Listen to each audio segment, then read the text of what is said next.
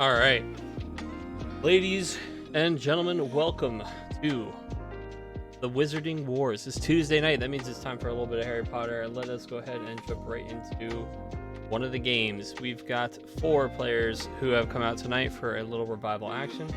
We're gonna go ahead and turn down this a little bit more. There we go. Okay, we go know if the balance is an issue, guys.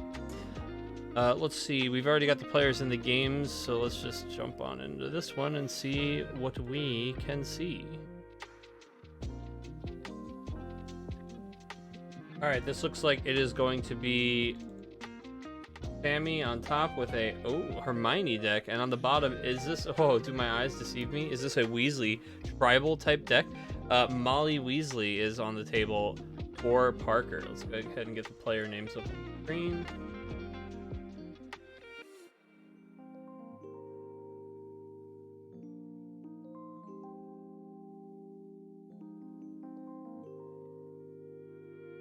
Perfect. So what do we got here? Looks like a lot of potions. We saw charms in every list last week. So this week, hopefully something a little bit different. And we're already seeing a lot of emphasis on green, on potions cards.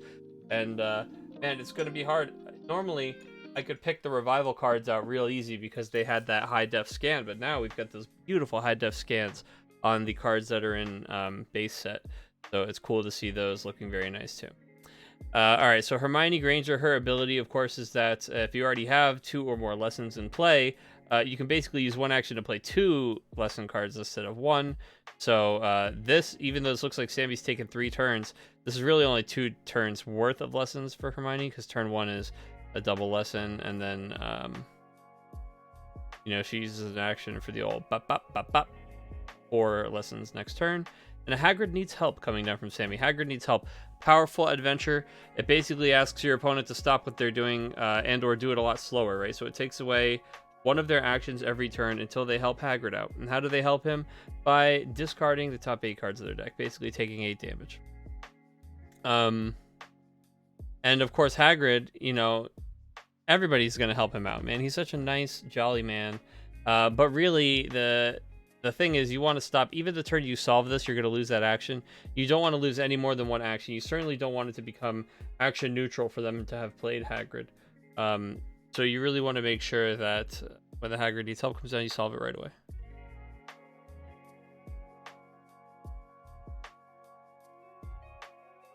And so Parker starts his turn here. Where did Sammy discard?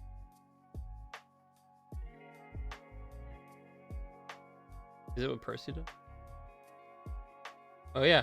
At the end of each of your opponent's turns, if they played a non-lesson card, they take 1 damage. So that's what happened there. Nice. We have Harry Triumphant down as well. I like that Hair Care Potions is out. Hair Care Potions, very powerful. So Ron Weasley is a character that we talk about being banned. In Revival, Ron Weasley's ability is that you can play character cards for 1 action instead of 2. Lockhart's Hair Care Potions is a much more fair way to do the same thing. Of course, you have to be playing potions, and you have to already have a potion lesson down before you can start those cheap characters. But as we can see, we're able to just play Grip Hook, use Grip Hook on the same turn here because of that Hair Care Potions, and they still have some action left. So we are going to force Sammy to discard 9, draw 9. And it looks like we already made him solve a Hagrid needs help, guys. So again, remember, 2 Hagrid. So this is really powerful. So again, remember what we just talked about with Hagrid needs help is Hagrid needs help costs them 2 actions to play. And it's going to deal you 8 damage. And it's already going to take away one of your actions, right? Yeah, you can do other things to solve it. Like you could bounce it back to their hand with Dobby. Not that you really want them to play it again. You could remove it with spells and things that deal with adventures, but a lot of those don't work on the best adventures, so those cards don't see a ton of play. Hagrid needs help is also going to take that action away either way. So what's probably going to happen is Hagrid's going to be a 2 action, they lose 1 action, and they take 8 damage. And I'll tell you what, that if you were trying to do that on spells, that you can't even do that. Like that's incredibly efficient to spend 2 actions on taking one of their actions away and dealing them 8 damage. Minimum, right? If they draw the 3 cards off Hagrid, it's like you dealt them another 3. Making your opponent deal with back-to-back Hagrid needs help. It's crippling, 16 cards. Then he hits him with a Grip Hook for 9. And we're like, that's just assuming he didn't draw any cards off of them. And you're already looking at quite a hefty amount of damage. 24, 25, like By that point, he's gone through more than half his deck. You know, he's down to 22 cards. Chamber of Secrets and Basilisk Fang are the revival editions coming down here on Sammy's side of the table. So Chamber of Secrets says that cards can't be played from discard piles. That's going to be pretty good for stopping any kind of Hannah Abbott nonsense. A Basilisk Fang here says that when you play it, you do 2 damage to your opponent or creature. Obviously, we did it to the face, and you may use an action to discard it from play, then choose an opponent's item and discard it. So you can, you know, destroy the diary, as it were. But the nice thing about the Basilisk Fang here is we're going to be able to use that to get rid of hair care potions. And it looks like Parker also running a Basilisk Fang. And cool 2-for-1. I guess not really, because you use an action to play it and an action to discard it, so it's just a 1-for-1. But the flexibility on cards is always nice. A little damage to a creature or their face, and then you can use it to get rid of an item. It's a little bit of eggs in a lot of baskets. Sammy taking advantage of that Hermione again. It's funny because you can tell he's taking advantage of her because the lessons are getting played in 2s. You know, it's like little groups of 2. But puts him up to 8 there, so he's about ready to start popping off Potions Project and another Fang. Oh, the Fang is unique though, so you don't want to. Oh, it's actually not unique. I suppose Basilisks have more than one Fang, right?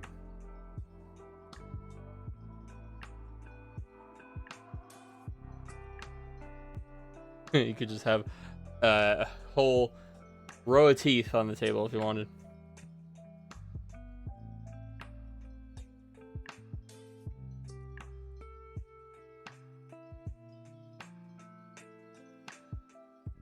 Sammy building up to 10. He's gonna have maybe he's going for a Cauldron Calamity kill. I actually like that, the combination of Hermione and Cauldron Calamity. I'm sure he is actually playing that. Hermione is cool with potions because, first of all, Hermione's very good at potions, so you get the flavor win.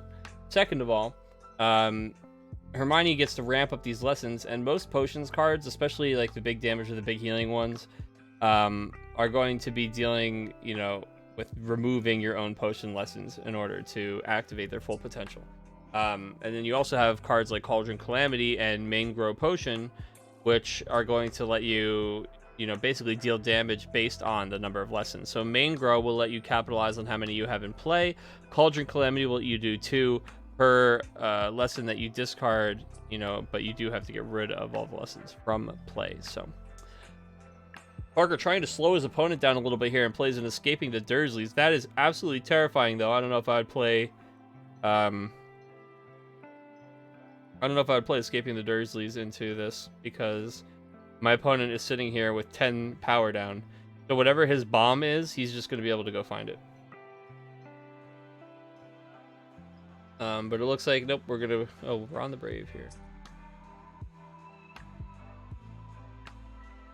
Oh, that's cute. So we're playing the other Ron. And this Ron is at the end of each of your turns. We're triggering this right now.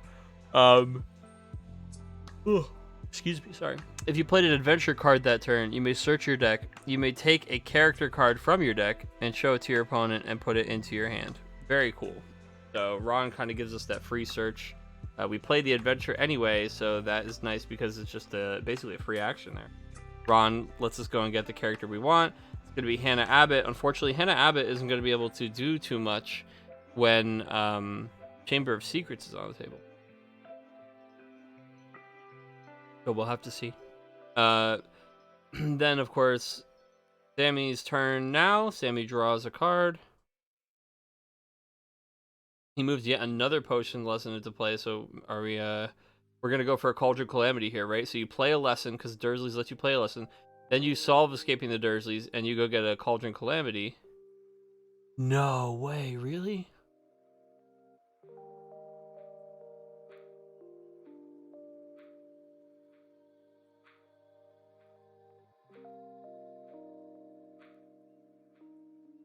That's very interesting to me, that Sammy used his actions to play a lesson and draw a card.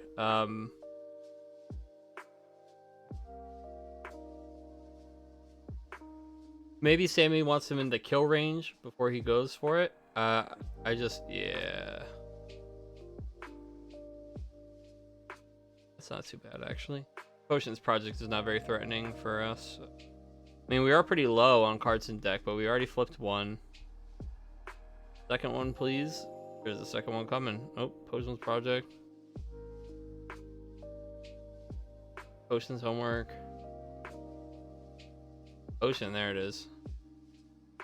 That's the second one. That's not bad. That card did 1, 2, 3, 4, 5, 6 damage. 6 damage is still a pretty good rate for any single spell that's a straight damage spell, at least in Harry Potter. Obviously, it's a little low compared to, you know, the win con type spells, but Saving moves a potion to play. Yeah, so we're just living at the Dursleys here. With 10 cards left in our deck, I mean, we drew the Cauldron Calamity, and this is unfortunately, this is what you want to not happen, because he's got Escaping the Dursley, so you can't play the Cauldron Calamity. You want to solve it and go, yeah, hopefully you have a Cauldron Calamity left in the deck, because I see 1, 2 in the discard pile. Yeah, I'm sure you've got another one left in deck, right? Okay, good. There it is. He gets the Cauldron Calamity, and now he's going to kill him with lethal. He's got 1, 2, 3, 4, 5, 6, 7, 8, 9, 10, 11, 12. He's going to do 24 damage here. Oh, actually, it doesn't kill him. It's just the closest he can get. He's going to deal 24 damage to Parker. And Parker has 2 turns to win, basically. Or 1 turn to win. You got to get rid of them all, Sammy. Just drag them all over.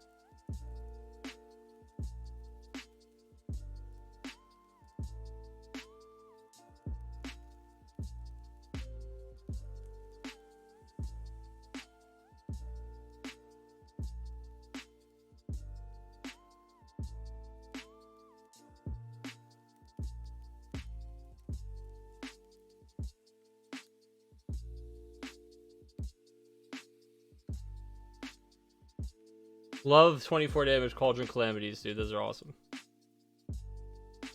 Let me just play Cauldron Calamity for what, a 30-year deck? This is a well-designed card, right? Because it's capable. It probably finds most of its home as like this early to mid-range, like, oh, I'm gonna kill some creatures. Oh, I'll deal some damage to the face. I don't want to get rid of too many of my lessons. But it can also be this cool kind of win condition where you can just build an enormous board full of lessons and then cash them all in for big damage at the end of the game. And what I do like about that is it's kind of like a one-shot thing. Like, you know, you have to do that and just hope that it's enough, or that you'll be able to do enough damage. You know, Sammy took 2 extra turns there to put extra lessons down, just to kind of squeak out a couple extra points of damage.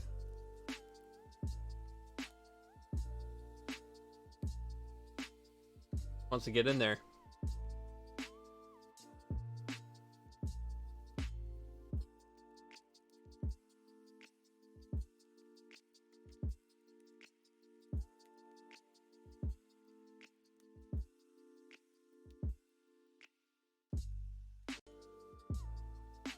Like, these guys just like don't use the program at all. Like, they leave it as it's always on the other guy's turn. They don't pass the priority to each other. And they like, they put it as like Jackson won that game. He like didn't. Right. Sammy got that one, I think. Oh wait, did he get that? Parker get that one? Maybe he did. Maybe I missed it. I didn't see whatever he played on his last turn. It could have just been damage, I guess. He drew a card and then he played a card. So maybe he did win. Usually you don't lose the game by just drawing it for your turn and playing one card. I looked away, I guess, right at the end of that game. I don't know why I was like, oh, Sammy definitely got it. I guess I was too busy talking about 24 damage Cauldron Calamities.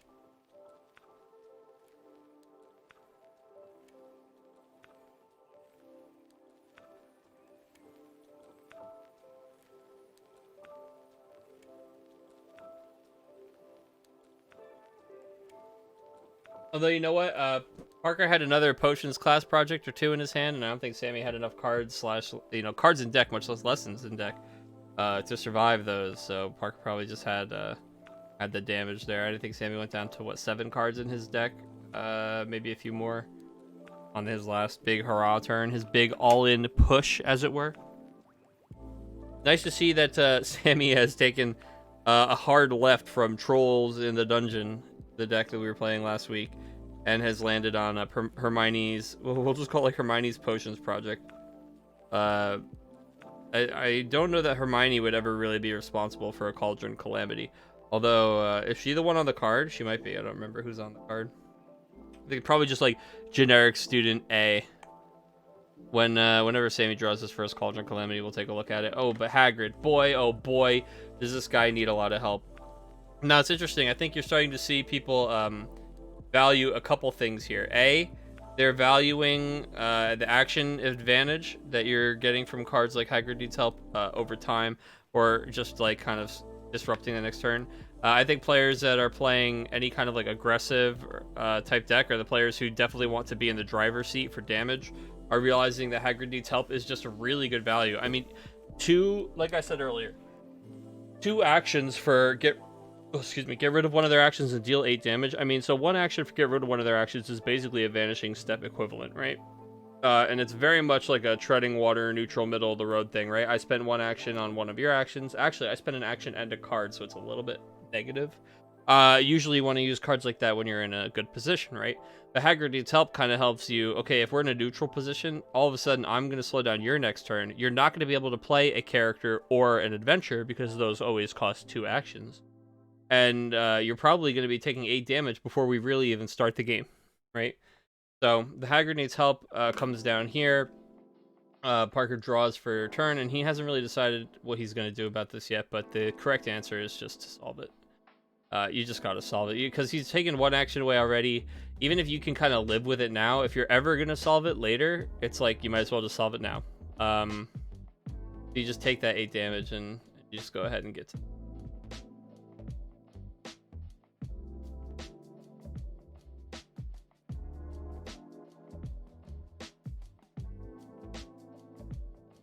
Oh, as I say, that is Sammy's second Hagrid Needs Help. Yeah, you absolutely love that.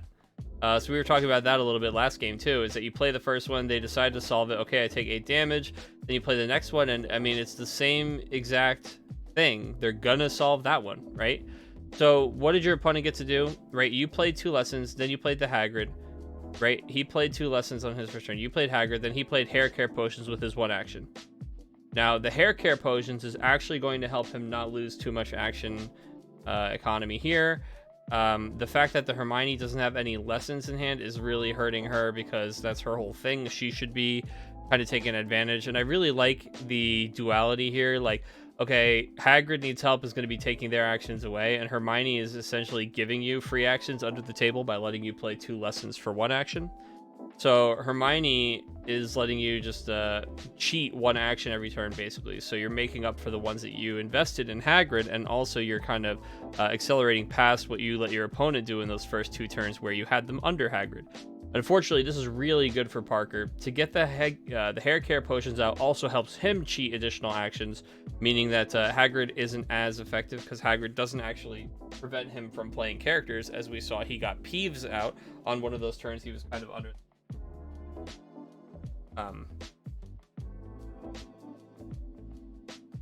and P is obviously just a really strong character, but in general, Parker's deck is very character focused, so Parker is super happy to be able to get the Hair Care Potion down, especially through a Hagrid turn. Now, Sammy is in a situation where, again, we said missing that potion's really hurting him. He's got all these books in the deck, guys, and we talked about this a little bit last week. I do want to touch on this again.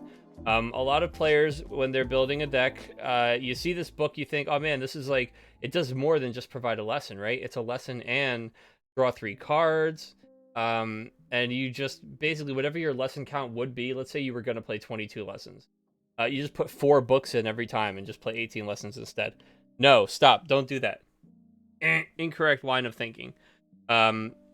Basically, you go from having 22 turn 1 lessons to having only 18 turn 1 lessons, right? Also, you go from being able to play however many cards in your deck 2 at a time with Hermione to, oh wait, these actually don't count as lessons for that either.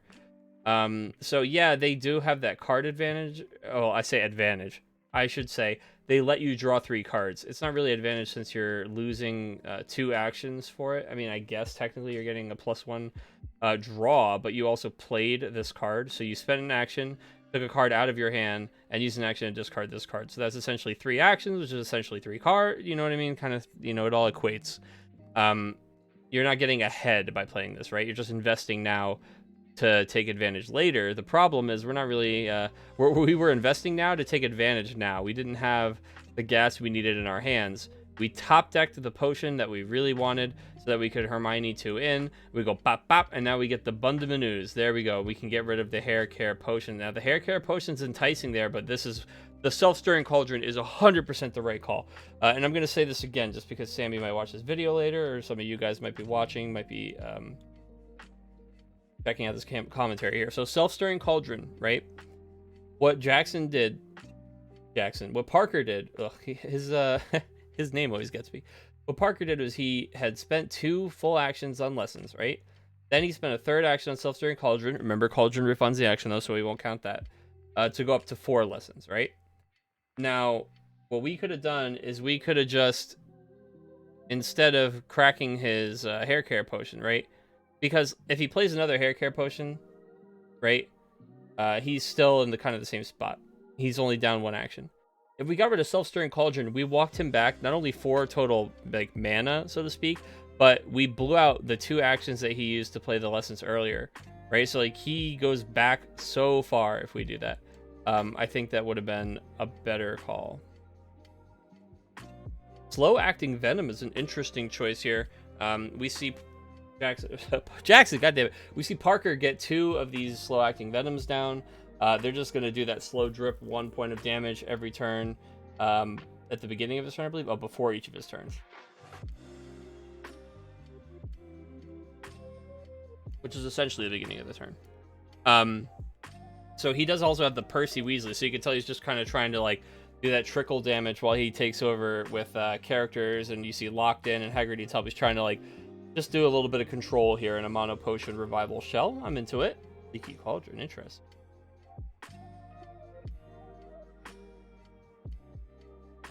Leaky Cauldron is in here for a little bit of redundancy with the hair care potions. I like to see that. Not a card that sees a whole ton of play.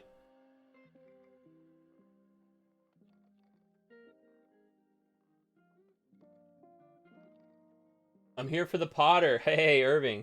How's it going? Dude, Harry Potter trading card game, I'm telling you. Any game made by Wizards of the Coast. Pretty good.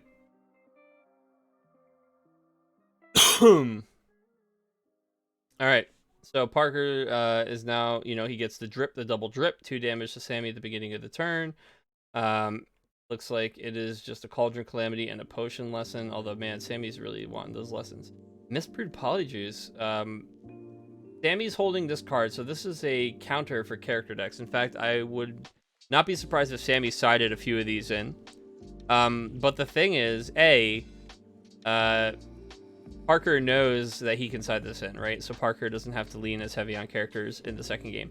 B, Parker just hasn't had the opportunity, whether or not he wanted to lean heavy on characters anyway. So we're in a situation where these 2 cards would normally be doing a nice amount of damage, but they're just not quite going to get there. Hannah Abbott is coming in here. Looks like we're going to use Hannah Abbott right away before Chamber of Secrets comes down. That's smart.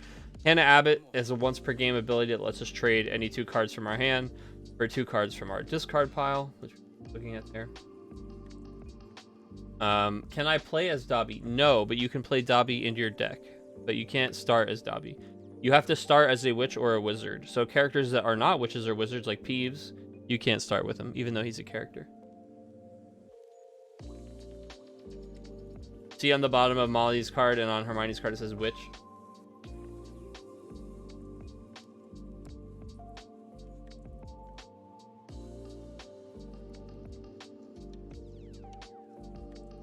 There are a couple Dobby cards, though. In fact, the best card in the game is a Dobby card. Dobby's Disappearance, it's called. And the art is of the moment where he's on the bed in the hospital wing, and he is warning Harry Potter. And then he, pop, disappears right off the bed.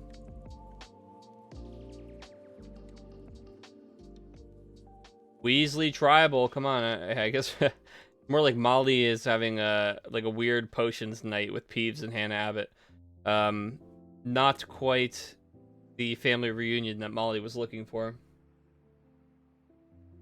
There's an old sock item as well, but no, it's no, they didn't cover the end of book 2. So like the game was discontinued before they got to the rest of the Chamber of Secrets sets. So there's only like an introduction Chamber of Secrets set. So the fan-made cards, right? The revival format lets people play with the fan-made set, which is the Heir of Slytherin, and they continued right from where the game left off. So you'll see cards like the Basilisk Fang. This is a fan-made edition. And the Mistbrewed Polyjuice Potion and Chamber of Secrets. These cards that cover kind of the back half of the book. The revival team did a very good job with that, I think. And I believe they're moving on to Prisoner of Azkaban with their next set, whenever that is.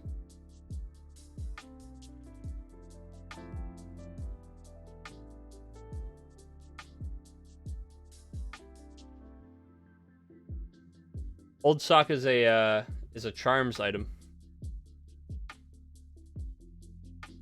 All right, so to talk a little bit about what's going on here. Sorry, I always get distracted. So we had our Mistbrewed Polyjuice. It looks like we actually played both of them to go ahead and deal the 6 damage, and we chose 2 characters and made them lose all their abilities. So Molly, I'm sure we made her lose her abilities. The other 2 don't really matter. We would have liked to have hit Arthur or Fred and George, but they're not down on the table. Looks like Parker is kind of preventing himself from playing any unnecessary additional characters, since now he's seen 2 of those Mistbrewed Polyjuice potions. 2 damage happened before the start of his turn to put Sammy at 23, but Parker's in trouble. He's only got 7 cards left in his deck, and despite playing a really, really potions-heavy deck, I am shocked to see no Snape on either side of the table. I don't care if you're already playing potions. He's a lesson plus a heal in 1 card. It's just, it's kind of a no-brainer. I mean, if we are playing it, we're playing like 1 or something, or I just haven't seen any Snapes. I saw 1 Pomfrey, but no other healing cards. Pretty shocking. So Fred and George is going to come down, and we're going to Hagrid. Hagrid needs help, is trying to ideally slow down our opponent so he doesn't have enough to kill us, but Main Grow is all we need. We are going to use the 1 action turn. We're not going to help Hagrid. We're sick and tired of helping Hagrid. So we're going to go ahead and we're just going to watch Ron's hair get nice and long as the Weasley brothers laugh in the background. Main Grow is going to count all 6 of our potion lessons in play, and we're going to hit Parker for 6, leaving him with 1 card, and when he draws that card, his hit points reach 0. So that means we're going to go ahead and just go back to game 3, see if these guys sideboard anything in. But Snape is a meanie pants. Yeah, he's, well, you know.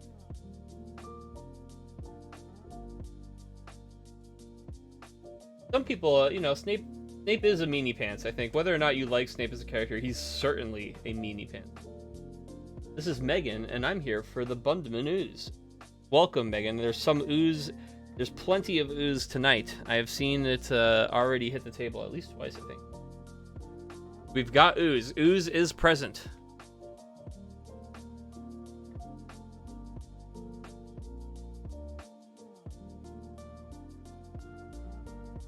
Right, Vaughn, I think you'd agree. I think that no matter what, I think that we could agree Snape's a meanie pants. Even the Slytherins out there probably are like, yeah.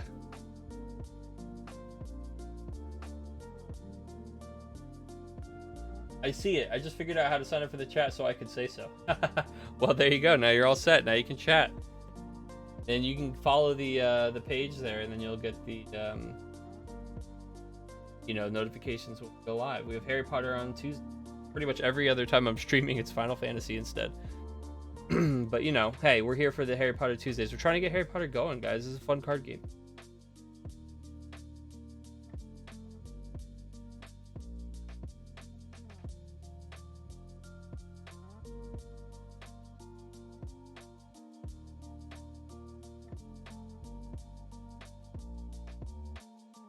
He's a meanie.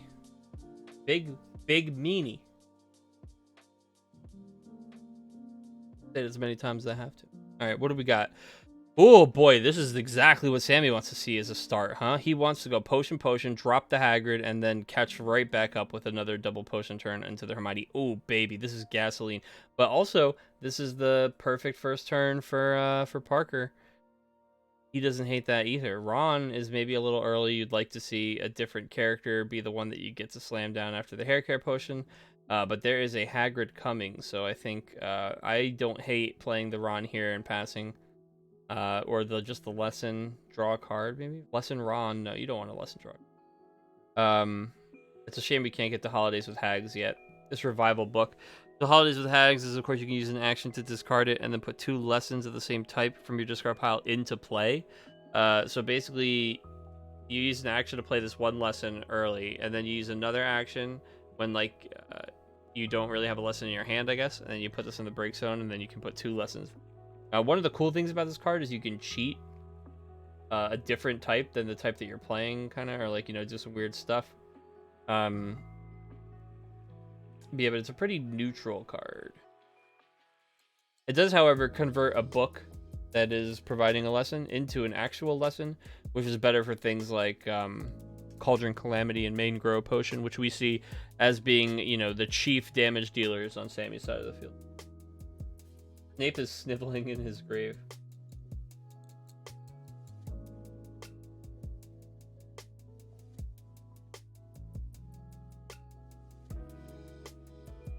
Snivelous Snape. So yeah, I mean, speaking of Snape, I'm shocked, purely shocked that we're not seeing either player playing one, and Jackson is playing the what's her name? Sorry, I'm forgetting your name. Madame Pomfrey. That's it. He is playing the Pomfrey, but it seems like if he's playing more than one, I only seen one, and I haven't seen him play any other healing. That is interesting. Fred and George come down. Not that a lot of decks run a lot of healing. Normally a Snape and a Pomfrey is par for the course. But if you're playing a potions heavy deck, especially because his is he's got the potions that deal 1 damage every turn, you're going for a slow over time kind of kill. You want a long term game plan. You want to get as much advantage as you can over time.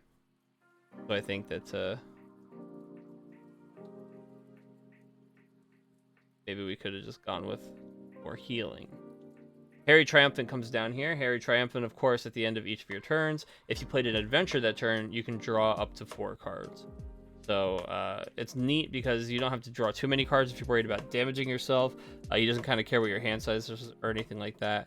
It's just if you played an adventure. So sure enough, we played Harry Triumphant and then Privet Drive. Privet Drive is one you don't see too often, but still a pretty strong adventure here. It stops your opponent from playing any spell cards, much like living at 4 Privet Drive does. And then the opponent will have to discard 6 cards from their hand. The reward is like a joke, right? Is it? Yeah, it's draw 1 card. Oh, there's the Pomfrey. We were looking for that. So the Privet Drive comes down, and Privet Drive says, all right, you can't play any spells, so, you're going to have to deal with this before you deal me any damage. And I don't really know what Sammy has as far as Adventure 8, right? He can't play either of these spells. He's sure going to play this book and crack the book immediately to draw 3. What I liked here about Parker's turn, this was really cool. This interaction that you got between the 3 of these pieces. So he played Harry Triumphant, then he plays Privet Drive, so he can draw up to 4 cards, but then he also triggers Ron. So he draws these 3 cards, but he also searched for that Pomfrey, which we were talking about being so critical. And I think that he's in a really good spot now. I really like that turn from Parker, and I really like some of these synergies. I've never seen Ron the Brave in any of our weeklies. We're up to, what, the 15th one of these things now? So it's neat to see this guy getting some play. Molly is here just looking at all her kids. She's so proud, wondering where her daughter went.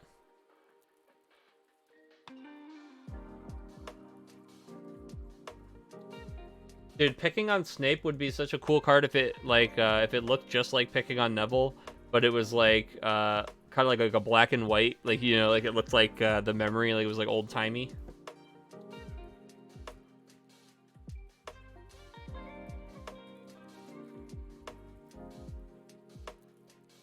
It almost feels like the kind of thing that would have been like a functional reprint of picking on Neville if the game was like actually being produced, right? They like rotated out the early blocks and they're like, oh, we want to make sure we put that card back in.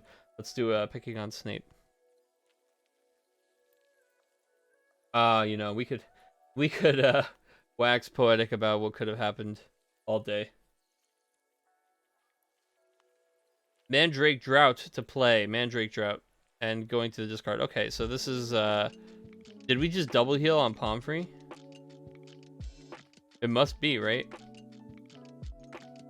Wow, alright, so I think that we just healed like our entire discard pile.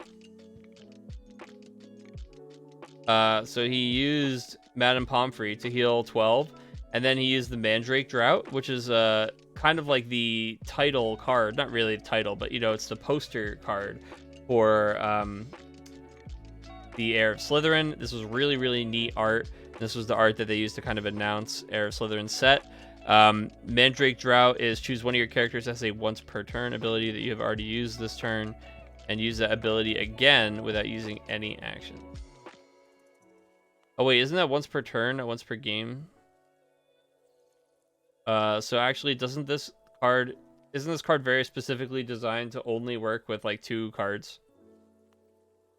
Arthur Weasley and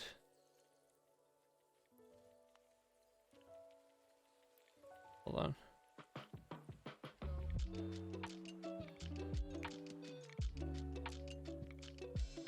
on. Madame Pomfrey to play. He used Madame Pomfrey. And then he did all this stuff. I just wonder, because Sammy should know. I wonder if Sammy talked to him.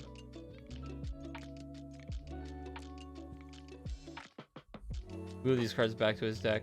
It actually doesn't look like he healed the second time. So maybe he was like, hey, you can't use that on her. And he was like, oh, okay, never mind. Yeah, because this says once per turn ability. And none of these guys are once per turn. There's at the end of each of your turns. There's you may use an action to blah, but it's not once per turn. And he happens at the end of the turn too. Okay. Sorry guys. Some of these new cards I'm not 100% on yet. Especially if we don't see them come up too often.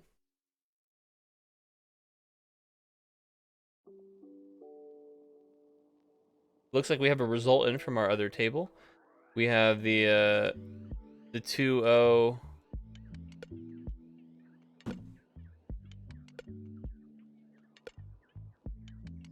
for Morel.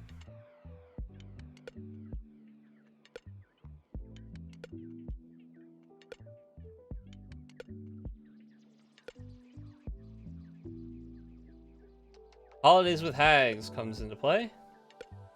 And Potions Homework is off the damage we're going to choose for the turn. It's going to be damage until a lesson is discarded. And boy, oh boy, wouldn't you know it. The first card discarded was a lesson, so it's going to be the old 1 card for 1 damage trade there. Not too great for Parker, but obviously if he had something better to do, probably would have gone with that instead.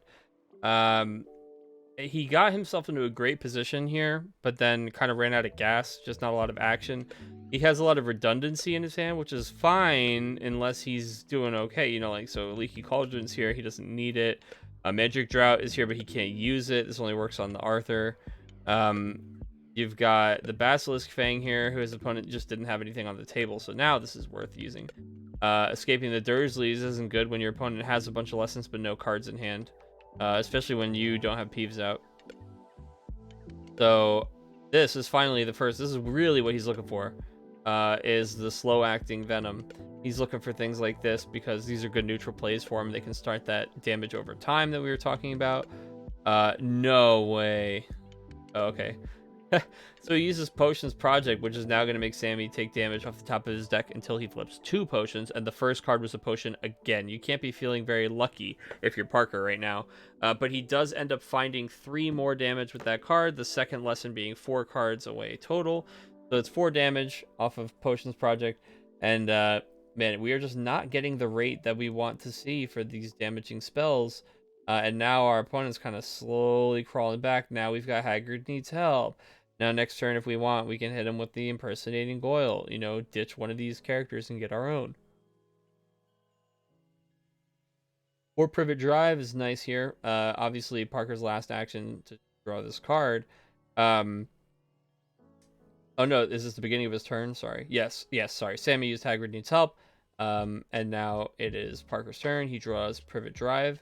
Privet Drive is going to be very strong here. Obviously, he can't play it yet because Hagrid has taken his first action for the turn away. That's just his effect. So we're going to have to solve Hagrid Needs Help. And you just solve this, right? You don't really spend all this time worrying about it. You just go, yep, okay, no problem. There it is. Yep, you're going to solve it. You know, don't even pretend you're not going to solve it. Ooh, Culture Calamity? Is that... It could be Hermione. We'll say that's Hermione. Who knows?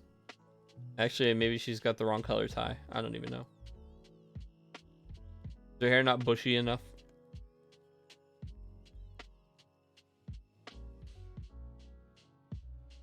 I'm sure actually for the fan art, it's probably just like fan art of random witches and wizards from Hogwarts. It's not like the actual characters.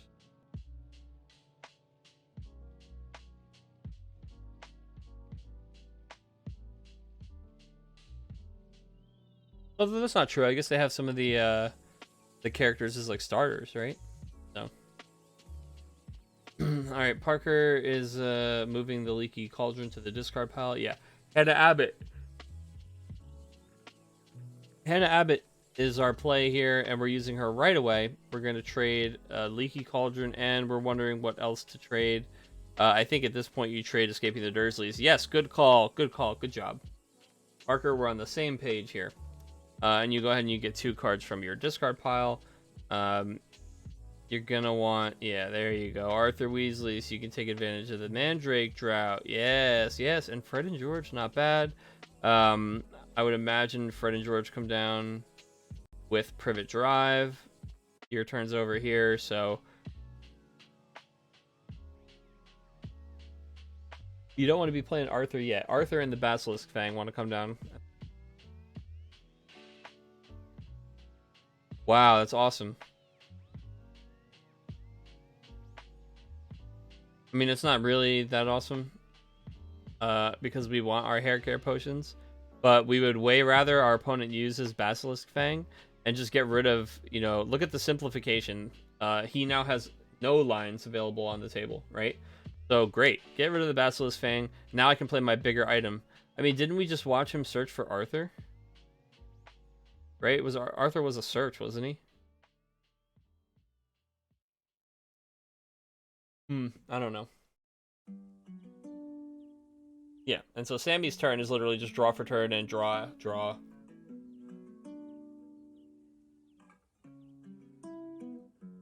These guys have got the 5-minute warning coming up in a second here.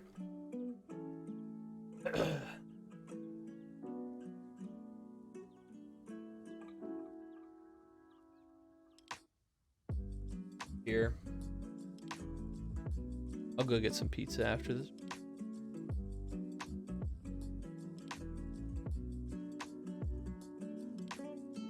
Alrighty. Jackson. What do we got here? Parker Jackson. Keep calling him Jackson. Because his name in here is Jackson Parr. When I call him Jackson, it sounds like I'm his like high school coach.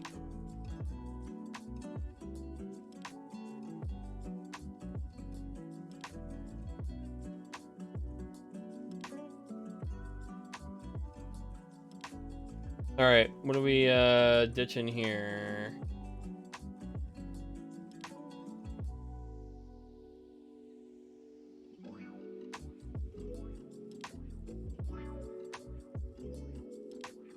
So we played Self-Stirring Cauldron.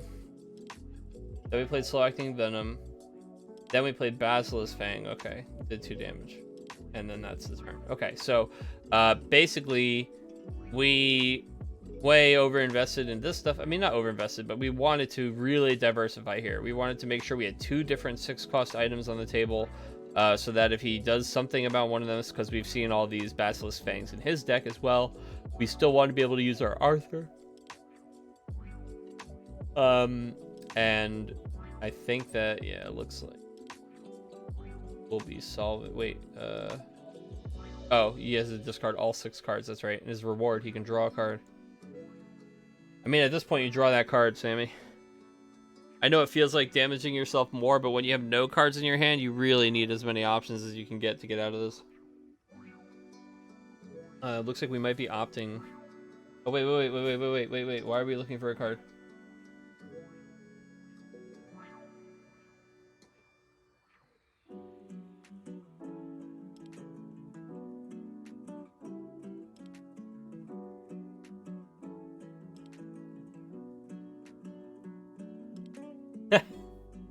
We do. All right. I think we accidentally did like the like, oh, start the game button, so we drew 7 cards. All right, there we go. Got it.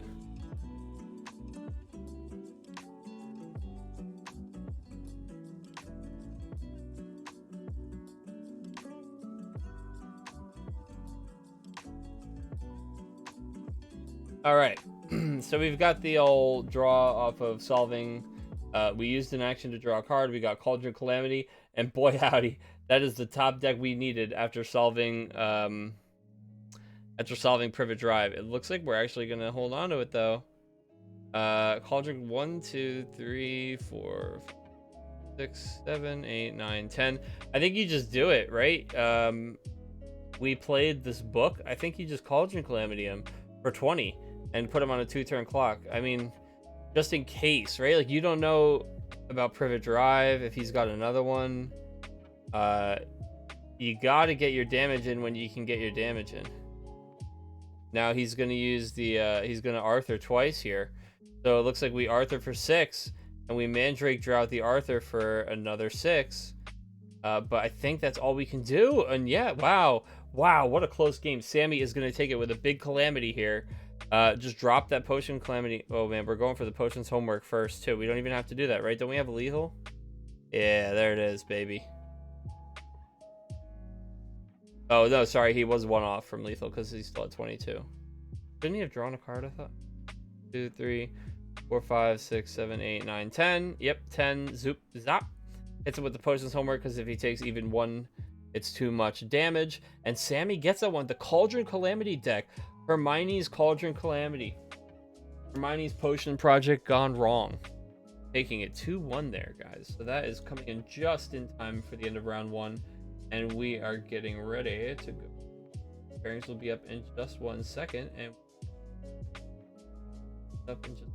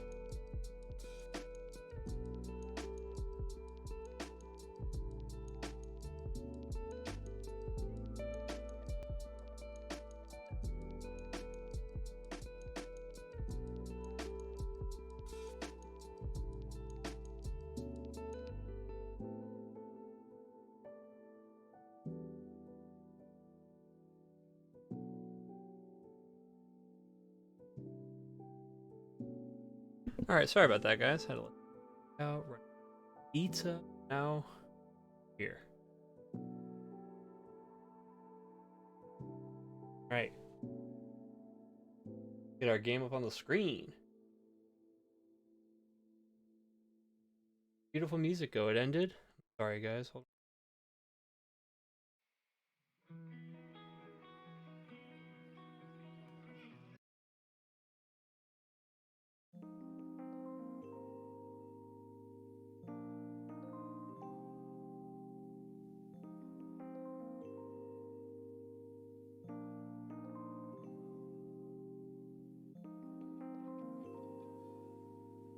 Let's get this up on the screen.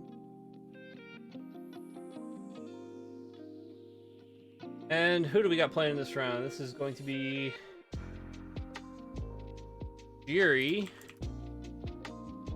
versus Parker again. Excellent. Parker's redemption arc.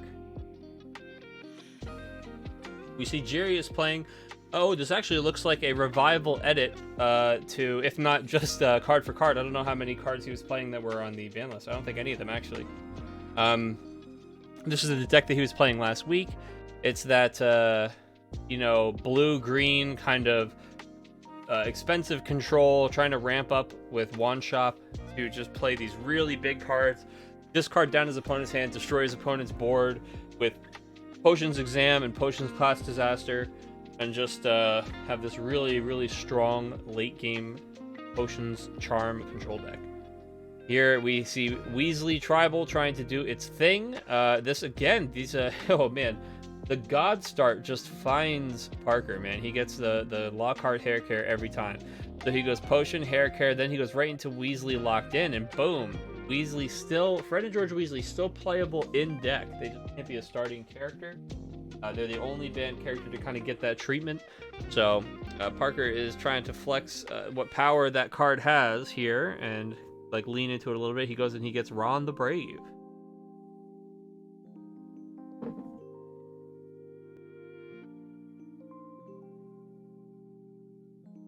Figures my opponent's gonna have something to do about this Locked In, right? So then I'm just gonna go ahead and play my Ron the Brave, then play my next adventure. Whoa, okay, I don't think we saw either of these adventures last game.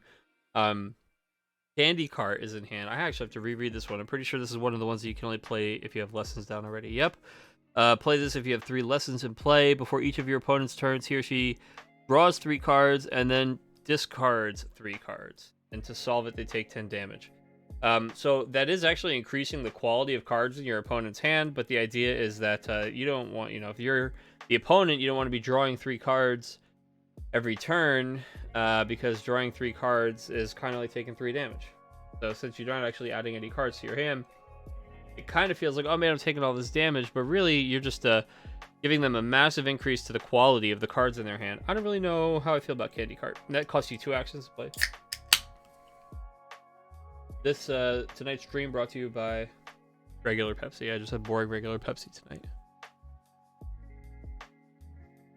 Sorry, no fun sodas, no major melons this week. All right, Potions card coming into play. Ron the Brave comes down. All right, Ron's here. Scabbers is on the shoulder, dude. We're feeling good. We've got Molly's out. She's got 3 of her boys. She's proud as can be.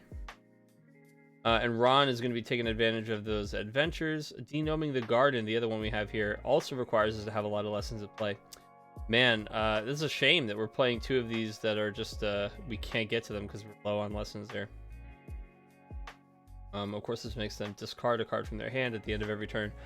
Also, what you really don't want to do is give Jerry's deck all of this time to set up. And this is something that everybody was doing last week. He basically has all the time in the world to, you know, play down some lessons, get his Wand Shop, and then start popping off. At this point, he's his next turn looks a lot like Vault's Key for Wand Shop if he doesn't draw the Wand Shop. And if he does draw the Wand Shop, I think he Vault Keys for... he already has Obliviate, so yeah, I mean, he's right where he wants to be, right? He's on the springboard, ready to launch into his next turn. And we already saw last week his sequencing is very good. Jiri knows what he's doing. And we saw that he would always do the kind of the Wombo combo, Wand Shop and the card, not play the Wand Shop and give his opponent a chance to get rid of it. Hopefully he doesn't know Parker's running Leaky Cauldron, which is kind of a cool thing for the location wars there that Parker can do.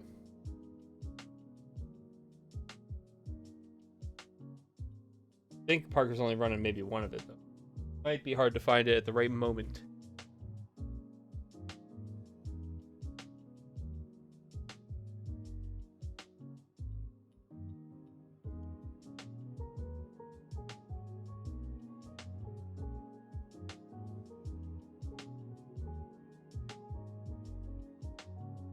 Also, sorry guys, I didn't shout you out before. Big thank yous to Fjord and to Colshan Girl for following. Hope you guys enjoy the Harry Potter trading card game coverage. Maybe see a little something different, right?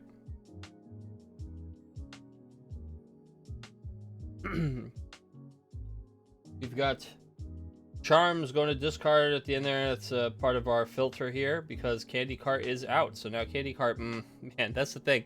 Candy Cart is just going to help Jerry get everything he wants here. I know that we really wanted to trigger Ron the Brave and search for a character. Did we even? Oh yeah, we got Colin Creevy. Like, I get that. And Colin Creevy, man, we're really going to want to have played like yesterday because we need Colin down before Obliviate comes down. But I think at this point it's maybe a little too late.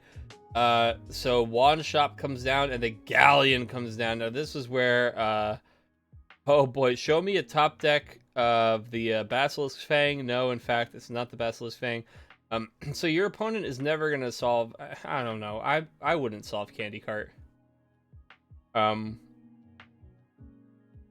think that I am going to. I mean, you know, outside of situations where I'm already losing, this just helps me get to the win faster. This is a lot of the same reason why like Ginny is just too good, right?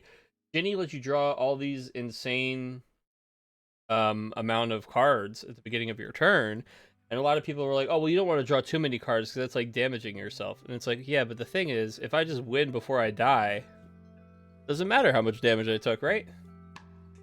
This is the first online Harry Potter game I've ever watched. You know what's funny? We only have started doing this for like what, like 2 or 3 months. So I mean, as far as like, you know, like a Harry Potter locals, this just wasn't really something that you could watch before. So you're still on the cutting edge. No worries. I glanced last week for a second. I need to learn how to use this. Yeah. So this, all of this that we're doing right here is through the website untap.in. It's just right in your browser. You can fire it up and all the cards are loaded in. You can just make a Harry Potter deck and just start playing. If you wanted to, you know, join the community, there's a Discord where people are always, you know, teaching people how to play. We're very friendly. You know, people are down to play casual, friendly games. You can just kind of follow that link there. That's at the bottom.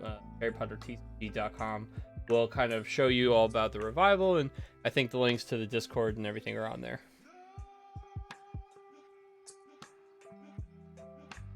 Not the same as the Final Fantasy Discord that's below the stream.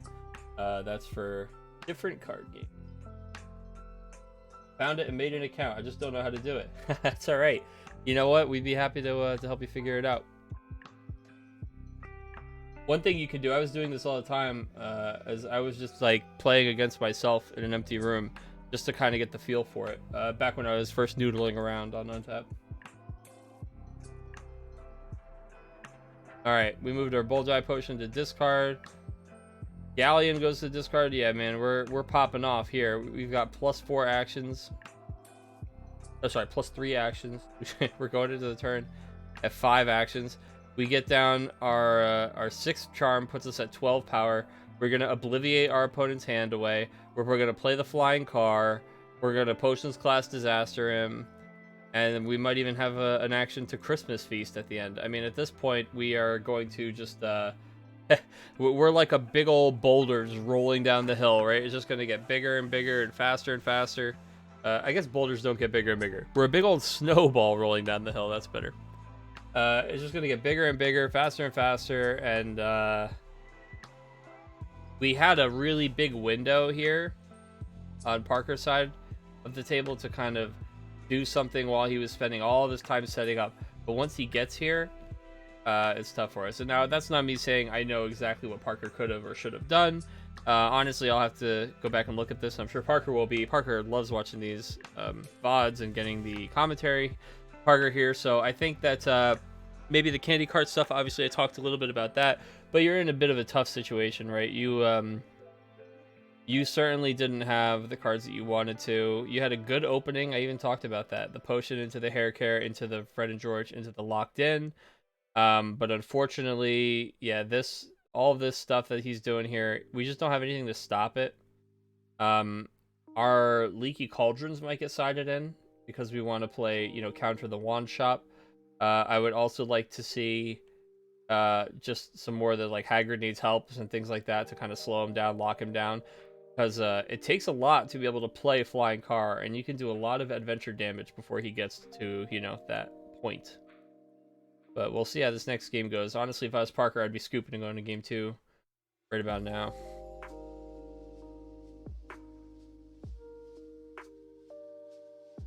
Make sure that I have the full amount of time I might need for game 2 and 3, just because, not that they don't have a lot of time, but both of these guys are playing these like slow control decks. That's the other thing, right, guys? Let's talk about your role in a game. If you guys have played Magic, you've probably heard about Who's the Beatdown. If you play card games, you might have heard about Who's the Beatdown. Very famous article. But really, it's famous for a reason. It's fundamental stuff. And in a world where, one player has to win the game, right? Somebody is attacking and somebody is defending. Even if both of you are defensive players, right? There's never a game where both people just stand there with their shield up and then the game is over because we both just drew until we decked out, right? Someone's always on the attack. Someone's always on the defense. So even though these guys are both playing defensive decks, one of them is going to have to play aggressively, right? So that's kind of what Parker is forced into here. Is that really between the two of them, Jiri has a much slower deck, right? So Jiri will never be the beatdown. His deck's incapable of it. Parker's deck is capable of it, even though it's not the way he would normally like to do it. He's not going to be doing his Arthur Weasley high item damage combos, right? But what he wants to focus on is establishing characters early. He wants to focus on locking his opponent with adventures early. Getting this Fred and George early was great. Unfortunately, we drew 2 adventures I think we should be siding out right away. We were held back by the fact that we didn't have enough lessons to play them. So I would make sure that we got Hagrid Needs Helps in there, locked-ins, Escaping the Dursleys. Escaping the Dursleys is good early, but very, very bad late against deck. Also, 4 Privet Drive could be pretty good as long as you do something about the Flying Car. Make sure you have Basilisk Fangs sided in if they're not in there already, so you can deal with the Flying Car. So I think a big things for Parker here is going to be Leaky Cauldron to counter Wand Shops, Basilisk Fangs to counter the Flying Car, and maybe siding some of those adventures. Does have the Leaky Cauldron's main deck, okay. I wonder if he has more of them in the sideboard, if the sideboard is just kind of more targeted at different things. Obviously, I'm saying what he should side in, and I don't even know what his side deck is, right? I'm just speaking ideally. And unfortunately, these kinds of cards aren't going to do anything, right?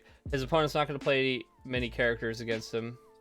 And the potions homeworks are basically going to do nothing because this guy's got, tons of lessons in the deck. Christmas Feast to start getting back the big damage. Yeah, the Bullseye Potions, the Galleon. And again, I mean, you're letting your opponent do these 10 cost cards. There's nothing countering him at all. We're just letting him cycle these 10 cost cards. And pound for pound, he's just crushing what we're doing. We really have to disrupt this. We can't just let him get here. Once he gets here, there's nothing you can do about it, right? It's almost as inevitable as like, okay, they got to this, burrowing, snuffling.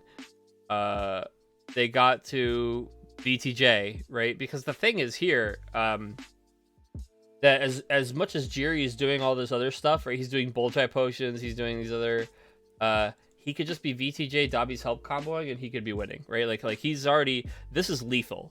against the combo deck, this is way past lethal. I mean, the fact that we're breaking galleons, like we are so far past lethal potential in constructed competitive, right? Like the Dobby's Help Venomous combo is achieved much earlier than where we are right now. I mean, we're at 13 lessons with a flying car, and we're about to have 6, like 5-6 actions next turn. We really would be able to do a kill. But we're going for more of this long game control, and that's fine. I like seeing some of these control cards. I like these cards being implemented in this strategy because we don't see them see a ton of play. But I do think that these cards specifically, like these items, open him up to more counterplay, and hopefully we have got the cards in the sideboard to take advantage of that.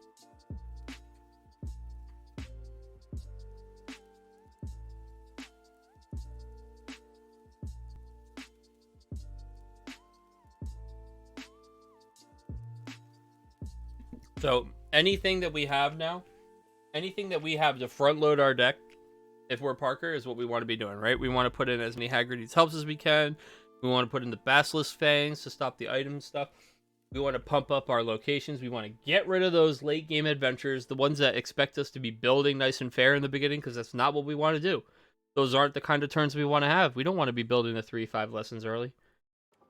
And early is the only time our adventures are going to matter, because once he breaks that threshold, A, he can do whatever he wants, but B, whatever he wants includes playing flying cars to just stop our adventures.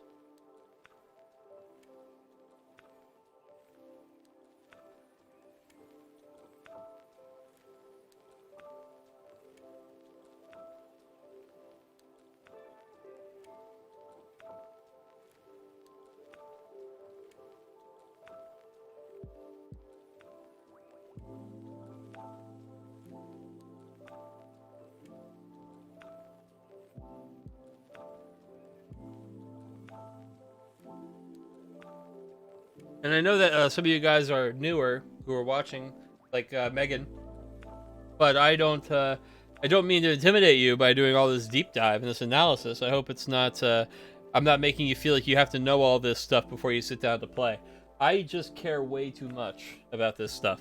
So I do this so that people can watch it, so they can go back and watch the videos, like the VODs of the past events, and they can learn and they can get better.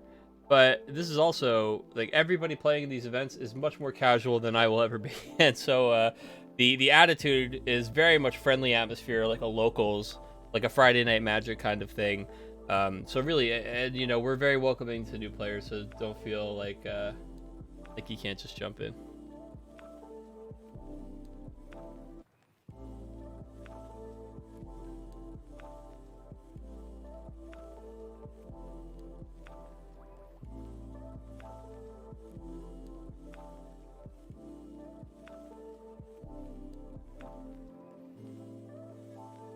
I do like that round one. I was wondering where all the Snapes were, and Jerry answered my prayers here with his Snape deck round 2. And I think Morel is the only one we haven't watched yet, right? It'd be interesting to see what he's got up his sleeve.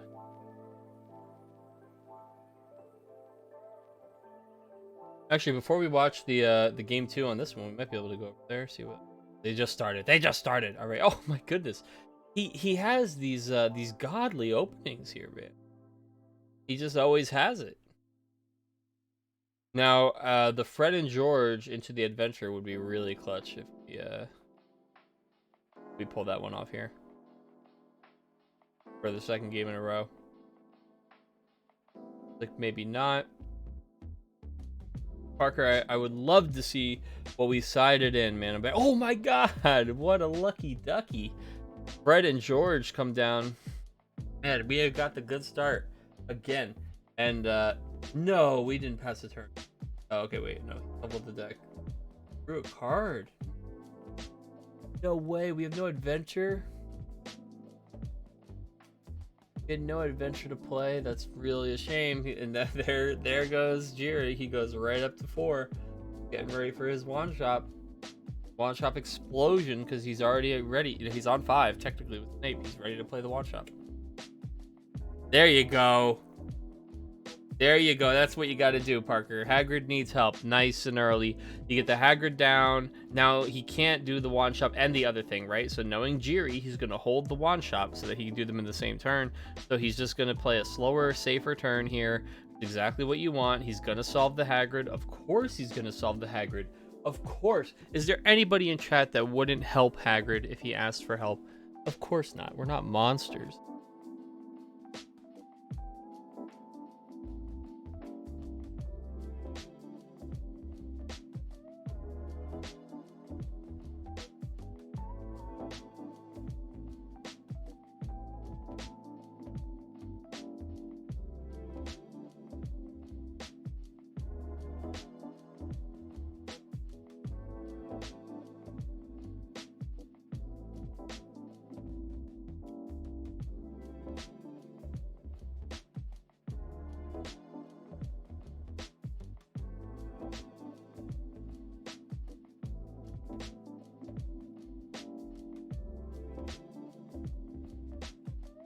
All right. So we hey Megan. Oh, Viking lady, welcome to stream. I would so help Hagrid. I love him. Pulsing girl is here for the Bundleman ooze, and the ooze is here, dude. It is man, what are the door? I want like a plush Bundleman ooze. Do both of these decks have a picking on Neville problem? What's that mean? Like a problem playing against picking on Neville? I don't think so.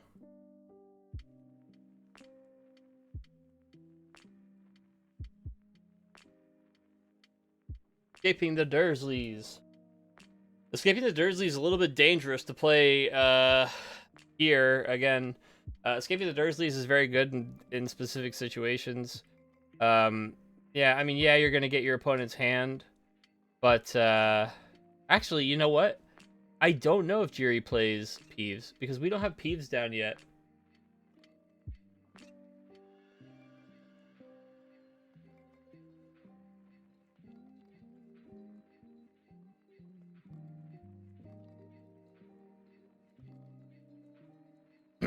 So, I don't know about this, but it looks like our opponent, Wait, hold on. Yeah, he just jammed down 2 lessons. Yeah, I mean, exactly. That's what he wants to do, right? He just wants to ramp. He's just sitting here, like, yeah, okay, I'll play some lessons. I almost want to see us replace this with something else now, but it's a little bit scary. He's gonna just go Escaping the Dursley trade-in. I know he's not playing Endless Sandwiches. I don't think that he has a main deck answer for Escaping the Dursleys unless I see him play a Peeves here. Peeves obviously the best main deck answer for Escaping the Dursleys and pretty much just a pretty stapley. What is it that we are going to choose here?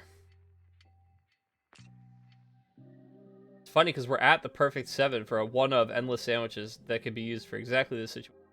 But I don't think we're playing it. I know that's a little bit of a stretch, Endless Sandwiches. Peeves is not a stretch at all, though. I don't think we're playing that either. We would have snap gotten that. And our opponent made the call on that one because we did not have a Peeves in play to prevent his. So I guess we're just kind of calling the no Peeves bluff there. Or maybe we just didn't mind if he did it. You know, help us draw some cards too. Yes, I answered it correctly. All right, good. I'm glad I got it correct.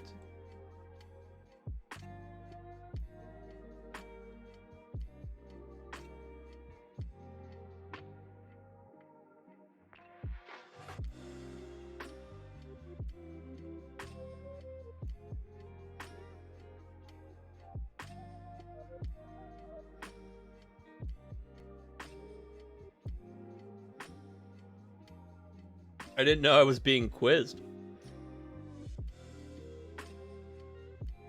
Or Privet. Not bad. Especially... Alright, this is what I like to see. We don't know what the card he got was, right? But I don't think it was Flying Car. So this was great timing from Parker. He gets the Privet Drive down. He stops the spells. He says, before you do anything, you're going to have to go find yourself a Flying Car. and that's a pretty good feeling, especially because Privet followed up after the escaping the Dursleys. Of course, once you've escaped the Dursleys, the worst thing you could possibly do is go back. They're not going to treat you very well. So now that we're hanging out at Fort Privet Drive, we can't play any spells until we draw an awful lot more cards and card them from our hand. It looks like we are healing with Snape. Goodness gracious. All 4 wand shops are in the discard pile.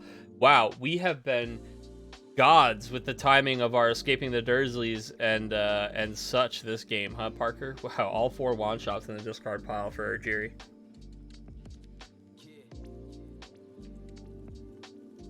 Okay, well, you said I answered it correctly. I felt like you were like waiting for me to answer it the other way and like baiting me or something.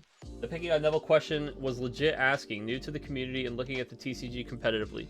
So I think picking on Neville is a fantastic transfiguration card. I certainly don't think any deck has a problem against picking on Neville, if that's fair to say.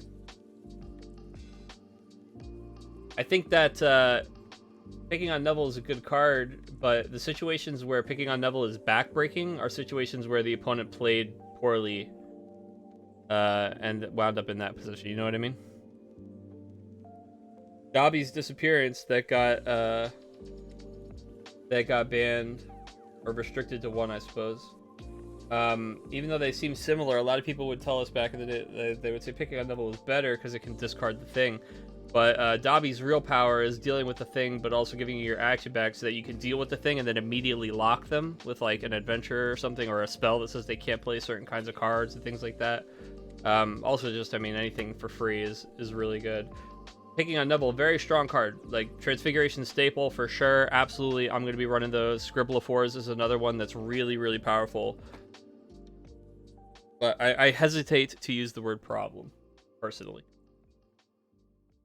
I do think that when on the topic of picking on Neville, really, is the topic of spot removal, right?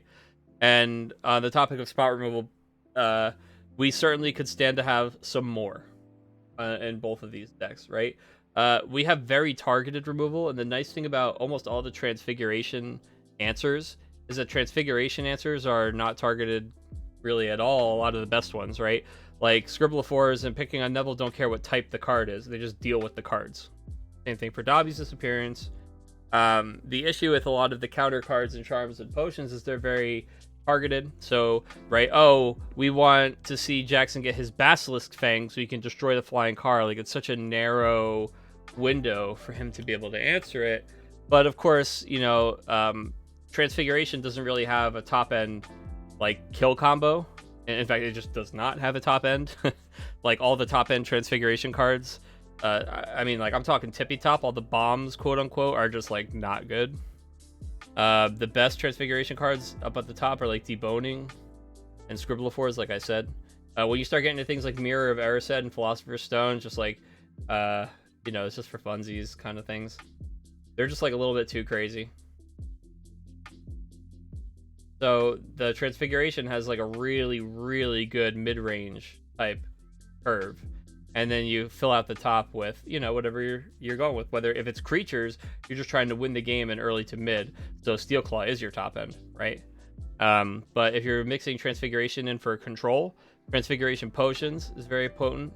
And Transfiguration Potions, obviously, you're just using the cards to basically just gain advantage and stall the game in the mid game, and so you get enough tempo, get enough advantage that you can go with a kill combo like VTJs at the end. Also, Charms Transfiguration is pretty deadly, or not Charms, Potions Transfiguration pretty deadly because you have access to Deboning as well as Forgetfulness Potion. You can just stop them from playing cards for like so many turns. Also, the Action Manipulation Platform 9 3/4, Self-Stirring Cauldron. Stuff. Good stuff. So there. Since now that I know you're legit asking, I hope that answer was deep enough for you.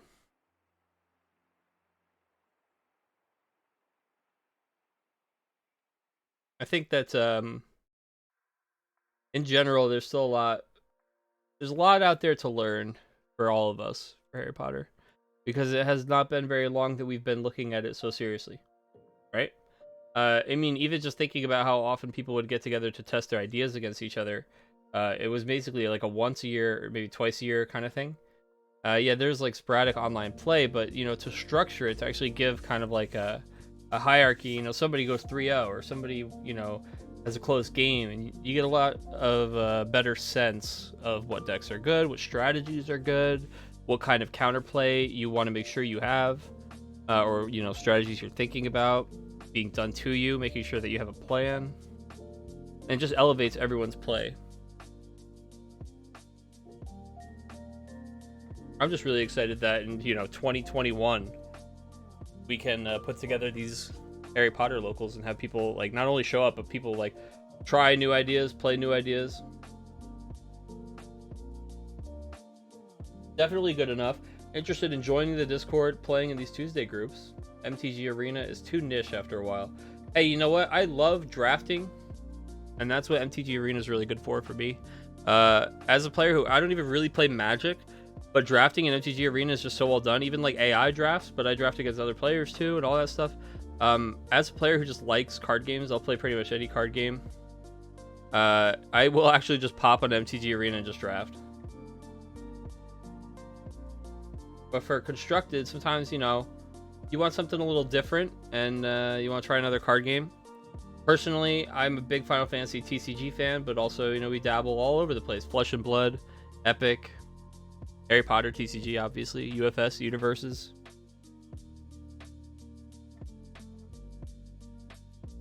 Magic, of course.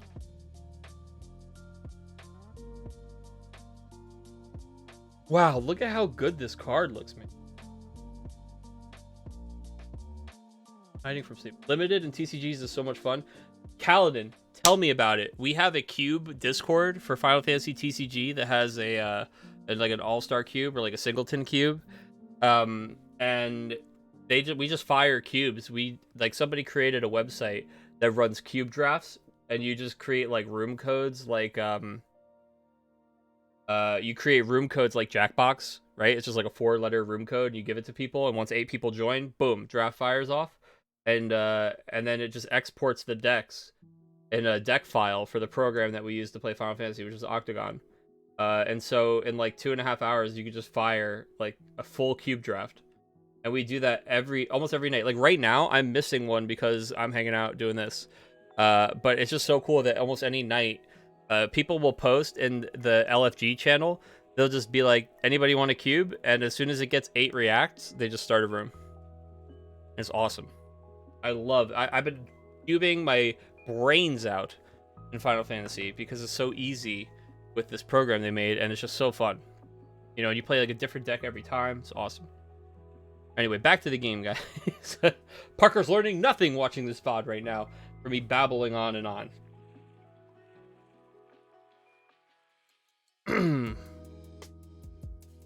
Constructed is better than nothing, but draft or sealed is so good. Yeah, I mean, don't get me wrong, I love Constructed. Blackie has the functionality to generate booster pack. Yeah, like the problem with those usually is getting the like, what's the word I'm looking at? The distribution rate, like of everything, like rarities and stuff. But yeah, I mean, just for like, if it's what we got, kind of just for fun. A little different than like a cube. I would like there be like a Harry Potter cube would probably be pretty cool.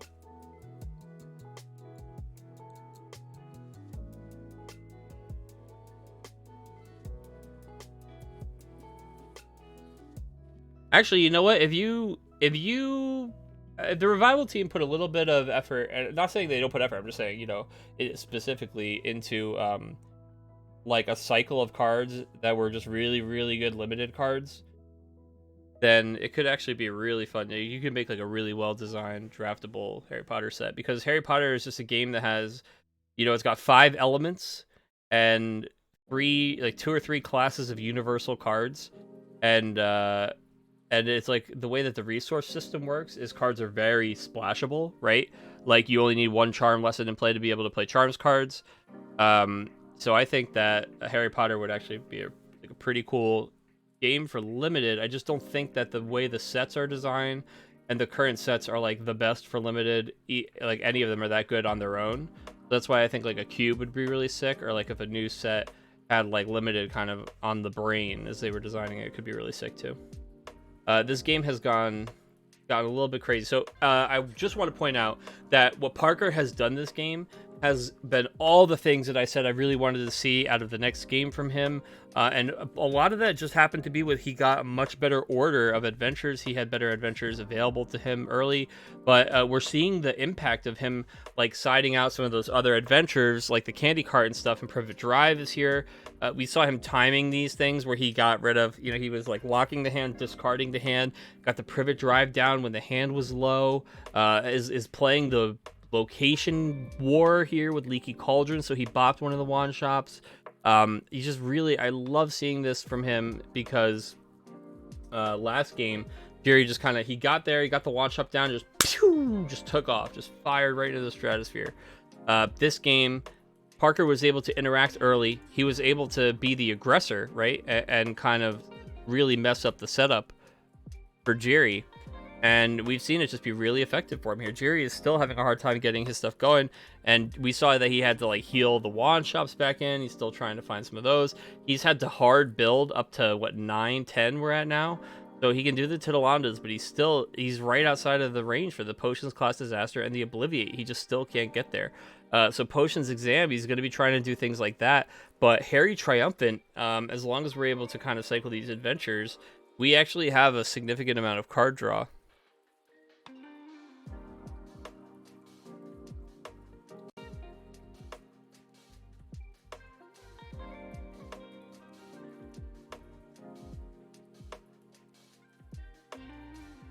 Sealed is pretty rough too for Harry Potter. I would take draft over sealed probably.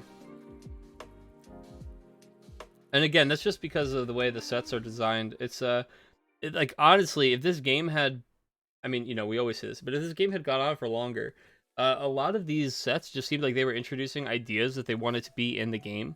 Like a lot of the early sets are like, hey, wait, we want to make locations a thing. Hey, we really want to expand the role of items. We want to make characters more important. And then when you see Chamber of Secrets come out, they don't add any new mechanics or anything like that to the game. But what they do is they just take every idea that they had established, like, okay, good, we got the baseline down. Now let's just start making like really good cards of all these different types, right?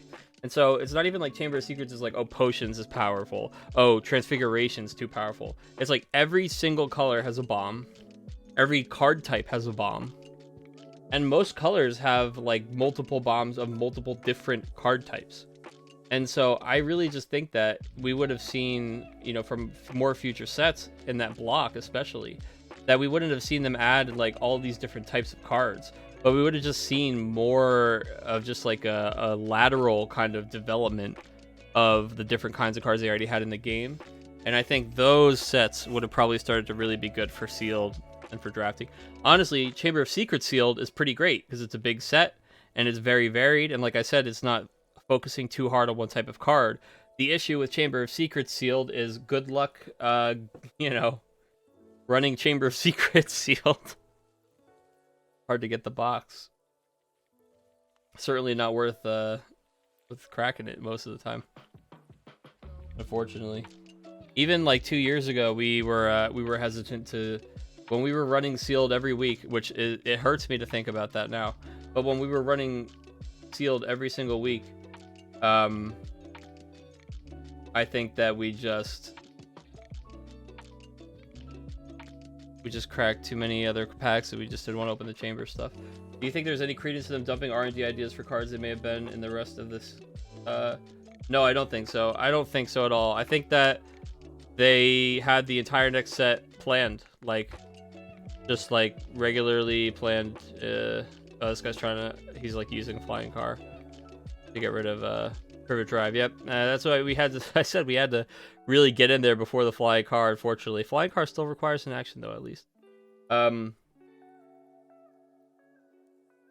If the community can gradually continue to grow, the base mechanics for Harry Potter are actually solid. That's what I was saying. Is the foundation, like the game, is just very, very well designed. It's just that they didn't really get to go deep into it. They were just more. Wow, as I just smashed my head into my microphone.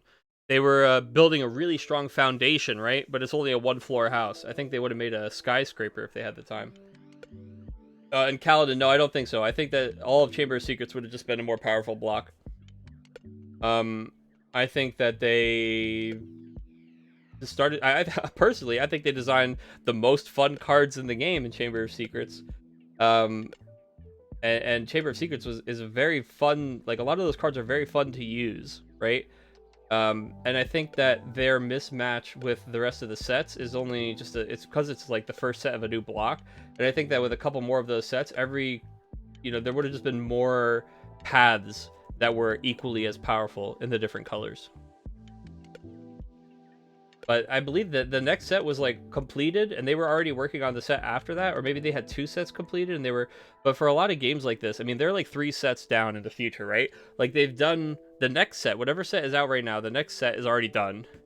2 sets from now is done being tested, right? And is like getting ready to get printed. And then 3 sets from now is like in R&D. At least that's how it is for Final Fantasy and some of those types of games. So I think that Harry Potter, they were ready to go, man. I think they had them. They were ready to put the sets out, and then they just kind of got the old stop sign, you know?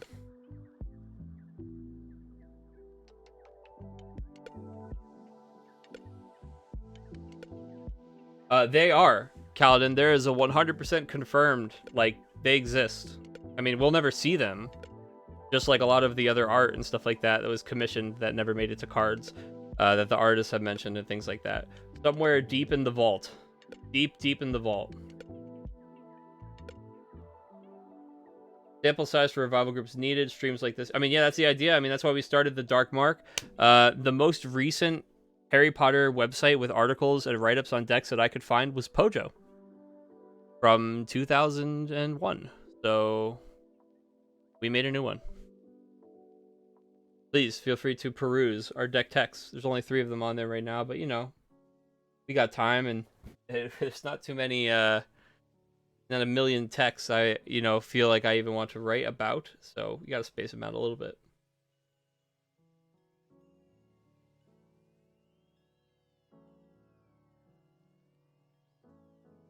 But yeah, man, I just love seeing. Hey, you know what? We were streaming this for 1 viewer with nobody chatting when we were on number 1 and 2. So I'm glad that you guys are hanging out, that you're getting to enjoy watching some games, that we have these new names and new players joining us in Revival and Classic tournaments, that we're able to fire both formats and have 4 players come in.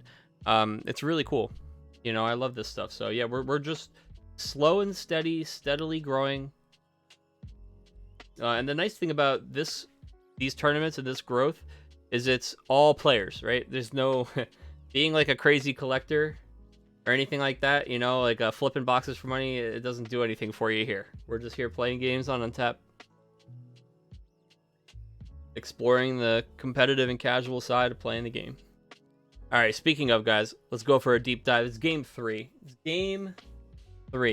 So Parker got that second game, man, and now this is the old tiebreaker. We're gonna have to see how this one goes. These guys, tell them let's time them.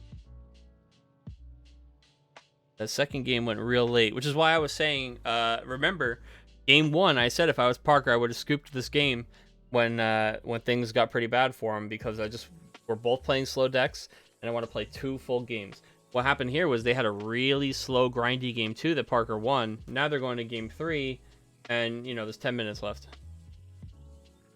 And yeah, it's a casual event. There's no prizes online or anything like that, but we've got other players, so we want to be respectful.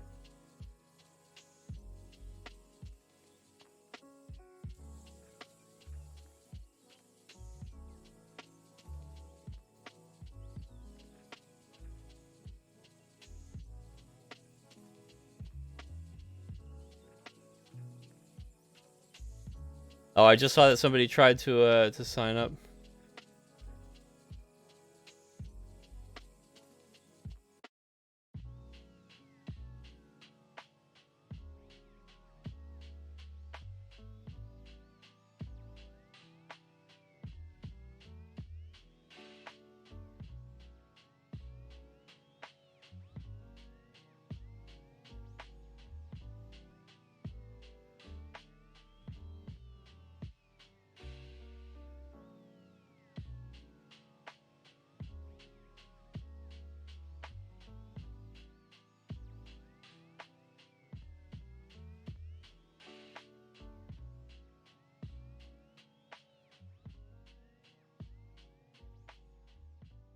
Oh my goodness, Calvin, I'm so sorry. I just looked back over. I was typing.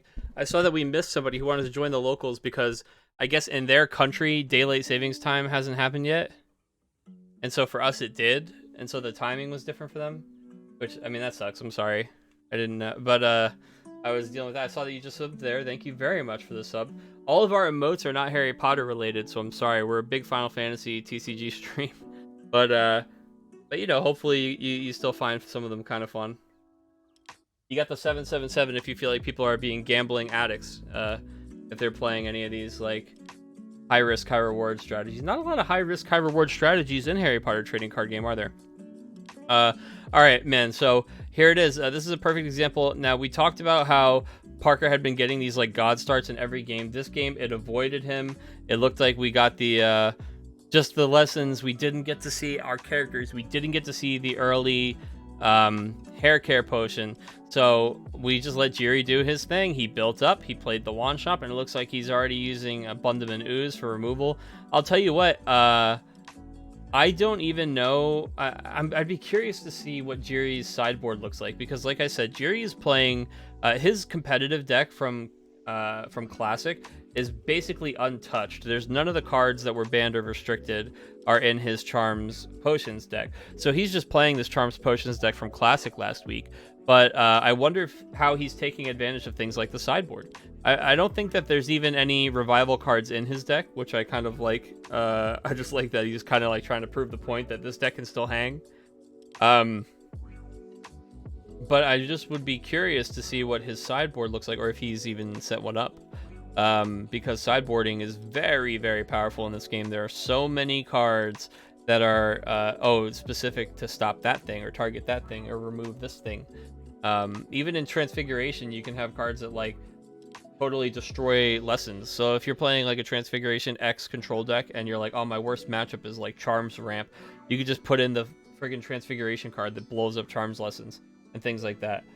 The Potions Lesson Destroyer can actually be very effective, because Potions Lessons, people will often sacrifice potions for cauldrons, and then you can get them with a double whammy. You get rid of the item and you get rid of the start burning the potions they have left. Pretty good. Same thing for Care Magical Creatures. If they're playing dragons, or they're playing greedy early creatures like Giant Tarantula, or what is it, Forest Troll, and also River Troll. Norbert, Baby Dragon. All those big damage, greedy early creatures that get rid of your lessons. All right, so Privet Drive comes down here, and hey, you know what? You might as well use it now before you see the flying car come out. And Jiri just has to start digging for the flying car. I do really like how soft his deck is to Privet Drive, to spell counters in general. I bet Parker's wishing he had a little bit more spell hate in the deck. For Privet Drive is pretty great spell hate, though. I mean, he's stopping all of Jiri's payoff. Literally, all of Jiri's action is baked into spells. Only his items are supplementary, right? Like Galleon and Flying Car. And Location, obviously, Wand Shop's already in play. And his characters even are just supplementary. His characters are like Hannah Abbott, which just help him recycle cards from the discard pile. The whole idea being to recycle more spells and play more spells. So the fact that spells are kind of being locked out here is really, really powerful for Parker, and it's how he's gonna have to play this if he wants to take this match. It's gonna be tough. It's gonna be tight. I'm just gonna give these guys. I know it's a little bit late, but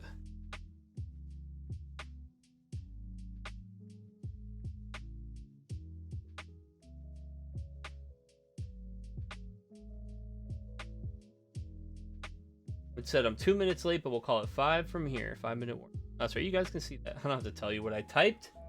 You watched me type it. I'll make it work. Excellent. Well, I appreciate that. I appreciate your sub. What I tell the players in Final Fantasy is that 100% of their subs go right back into prizes. But unfortunately, I can't say that to you, because Harry Potter prizes definitely do not cost the I can't turn a sub into 2 packs of Harry Potter, that's for sure. But I will tell you this: we are, the Dark Mark. We are considering putting up some kind of product for something in the future, doing some kind of online event. So we don't know when, we don't know what. We're just, we're definitely discussing it.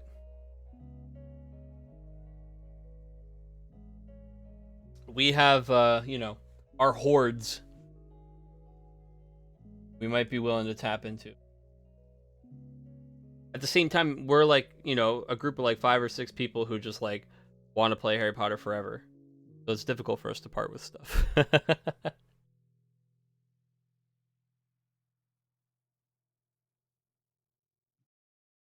We build a good deck, we want to have like 4 copies of it, or like 7 variations of that deck.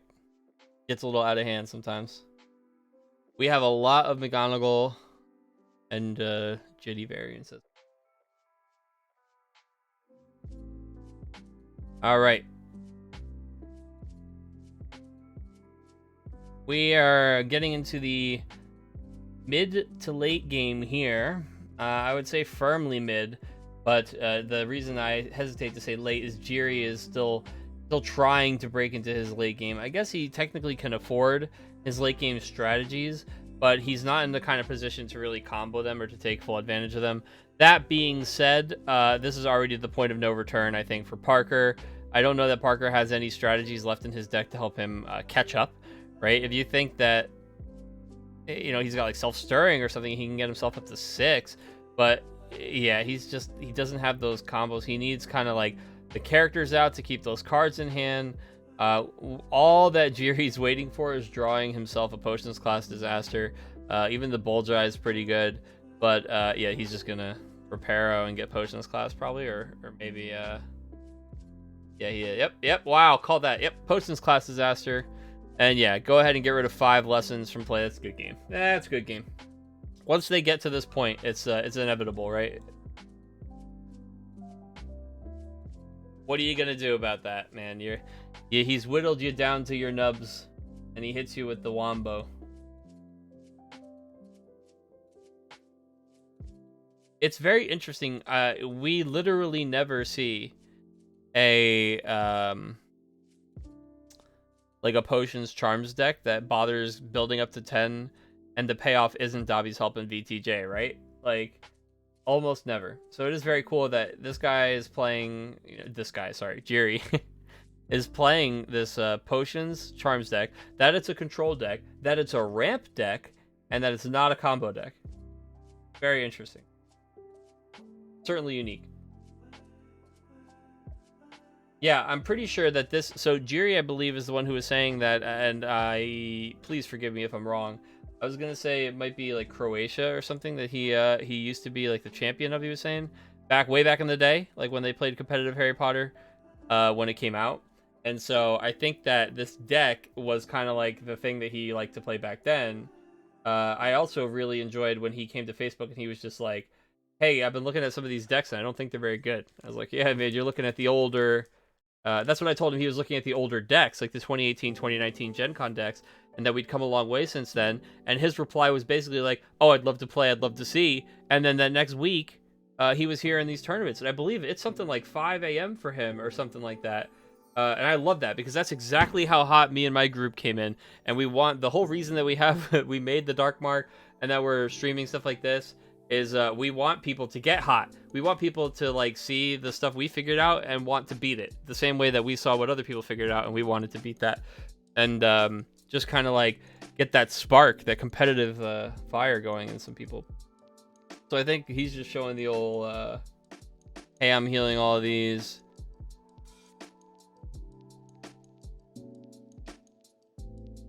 And unfortunately, this is kind of timing the round for these guys.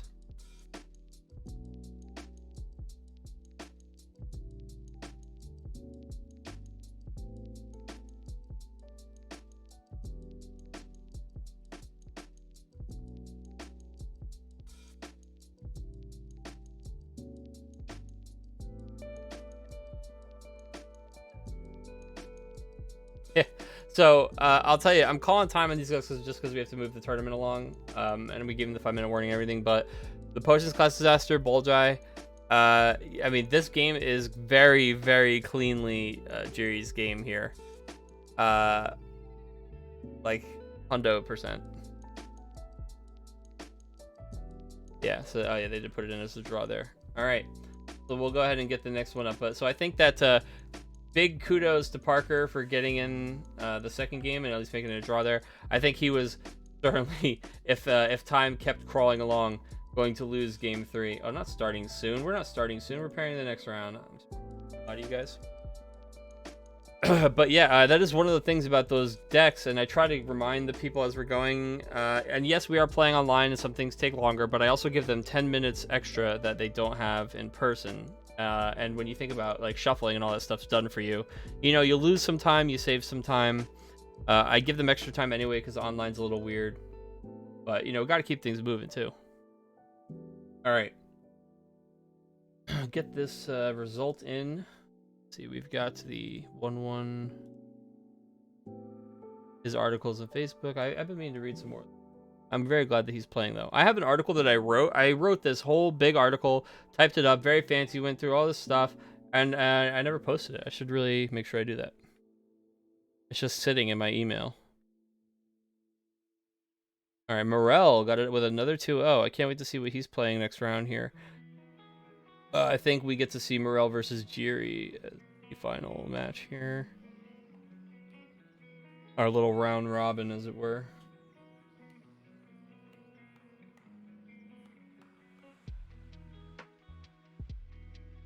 Oh no, sorry, Morel beat Jiri round 1. That's right. So we're looking at Morel is playing Parker and Sammy's playing Jiri. Oh, so I didn't mean to put Parker on stream all 3 games, but I guess I did. Although that's good because Parker is the one of the 4 people that I know watches the VODs and tries to get insight on his games and learn. So hey, you know, silver lining there. Get the pairings up for these guys.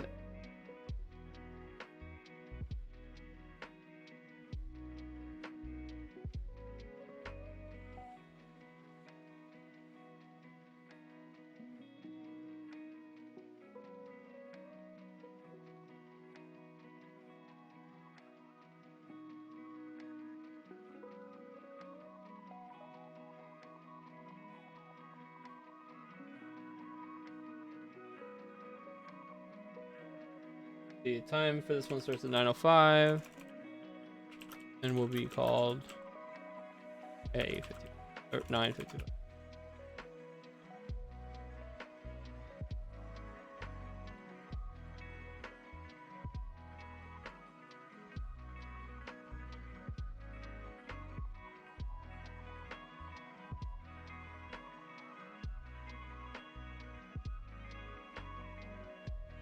All right, I'm really interested in seeing what Morel is playing. Morel swiftly 2-0'd Jiri, who's been a pretty tough opponent, and also 2-0'd Sammy, who is not playing. You know, he's not a slouch either. He's got the he bopped Parker round 1.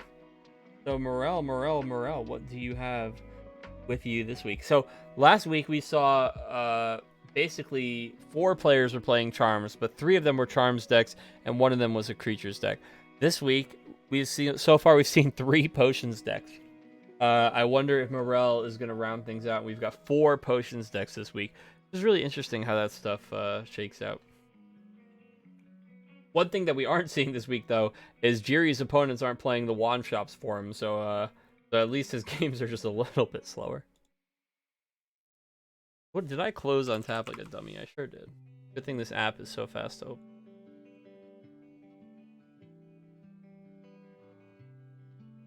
By the way, recommendation to people out there, if you are playing on Untap is often, it can be very, like, what's the word I want to use? Temperamental. I mean, like, it's very picky. So if you're running it on, like, a bad browser or a browser that has, like, certain plugins or things that aren't updated or whatever, it can be, like, super awful and laggy. If you have lag issues, I highly recommend downloading the untap.in app, like, right to your desktop. I have no issues with the app. Also, you can try running it in, like, if you are using Chrome and you have plugins and stuff like that, I suggest just trying running in Edge. I have a lot of success with Edge and with the app. I know that if I use Firefox, it's no good. No bueno.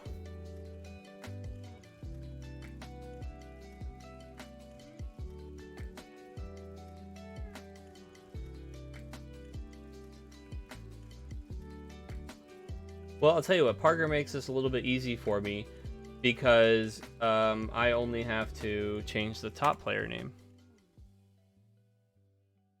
Thanks for hosting, commentating, etc. These tourneys will tune in again. It is my absolute pleasure. We will be here on Tuesdays, 7 p.m. And the VODs, of course, are on twitch.tv/RVA Snugsy. They're up there for like 2 months or something like that. And I know I'm pretty bad about it, but I also am slowly uploading them to the Dark Mark YouTube page. Got a lot of fingers and a lot of pies. So I forget to spend like an hour on my weekend uploading that stuff sometimes. No, I don't want Japanese ambient with flute sounds. No, thank you. I know we always do this this fantasy one. Here, I'll put my Final Fantasy lo-fi on. All right. Whoa, my goodness! I looked away for a second. I looked back, dude. He's bopping him with Quidditch. I love that. I love that. I love that. All right, let's see. What do we got here, Morel? Morel is playing Angelina Johnson. Before each of your turns, if there's a match in play, you get an extra action that turn. Big deal. Morel understanding action advantage is king in Harry Potter trading card game. It's what my article is all about. I'm gonna make sure I put that one out. He's got Muddy Practice as well, so he's out here. Break with the Banshee is a great book that they introduced in Heir of Slytherin. It lets you discard it from play, and you can put a non-healing match. So you basically just make sure you always have a match in play for Angelina. And you're going for these Swallowed Snitch combos where you're dealing a ton of damage to your opponent with the 3-month-long match. Now, let's see. We have Parker is hitting him with the old potions homework, and it looks like we hit 1, 2, 3, 4, 5 before we hit the oh no, more than that. 1, 2, 3, 4, 5, 6, 7, 8 damage before we finally hit a Quidditch lesson. And I love that the Quidditch lesson has the Pojo watermark on it. And we got 2 Falds in there and 2 Riding the Centaurs. Not that Riding the Centaur matters this matchup. I don't know why I pointed that out, but 2 Falds is huge. Oh, wow. Yep, the double bludger. Here comes 6 damage a turn. And we have quality Quidditch supplies. You gotta love that. That lets him go ahead and search for the card. So it looks like we used 2 actions to search for 2 bludgers.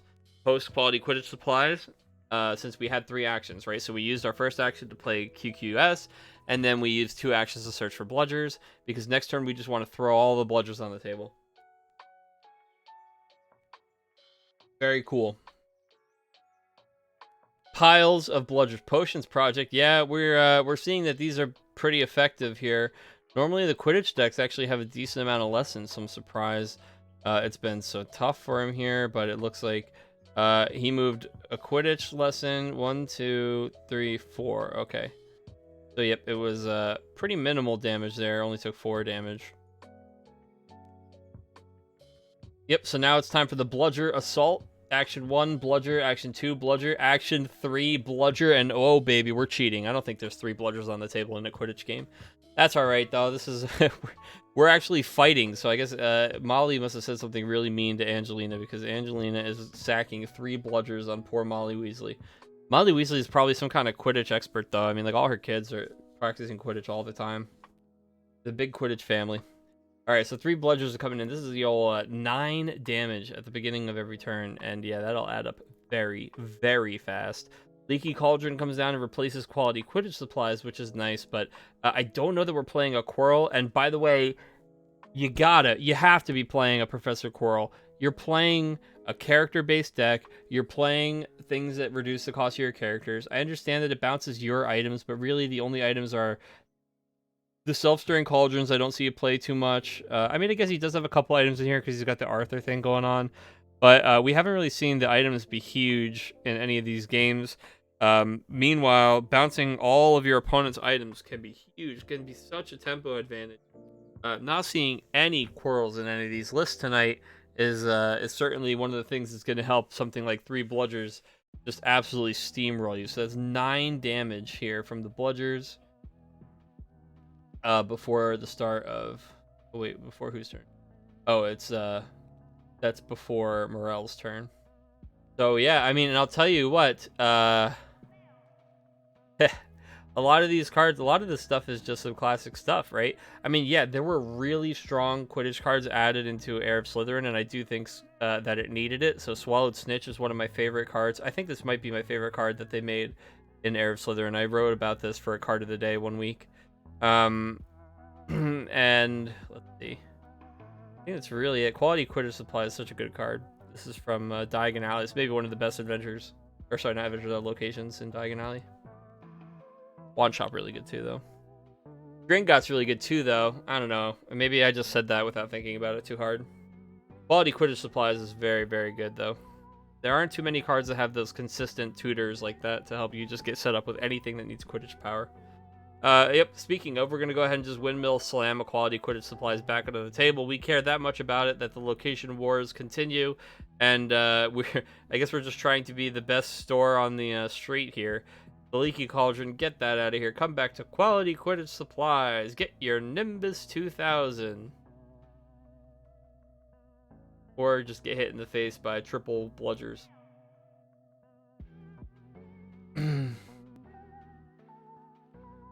Good one here. Jackson, I did it again. Parker doesn't have that extra action to get rid of the Basilisk Fang, though. So, Swallowed Snitch comes down. Swallowed Snitch is... if your hand has at least 4 cards, you can discard it from play, and then you can win the current match. But Swallowed Snitch is just an item, right? So he's just going to stick it in play. And yeah, at this time, Parker is doing what he should have done last game, and probably because he didn't finish his 3rd game last round, and scooping that real quick, going right to game 2. So the triple bludgers there, too much for him to deal with. He has the Basilisk Fang, which he can use, but it only gets rid of one of the items, and it's going to cost him, he had to wait an extra turn for it. I think he saw the Swallowed Snitch on the table. He knows 3-month-long matches in hand. He sees the writing on the wall. He scoops it up and goes to game 2. As for what he wants to sideboard in here, what he wants to do in game 2. If he has item hate, he wants to sideboard it into the deck stat. You don't want those bludgers to be able to just tee off on you like that. You want to make sure that you're kind of preventing that kind of stuff. There isn't going to be anything he has that really helps him get rid of matches in this potions deck. I don't know if Quirrell's in the sideboard, but boy howdy, if he is, you better slap one of those in the creature or in the character slot. Sorry, well, he is kind of like a creature, isn't he? Gonna want to see. I don't know what I would side in if I was Burrell. Maybe there are some Quidditch cards that hate on items. You might want to throw a few of those in. That wouldn't be so bad.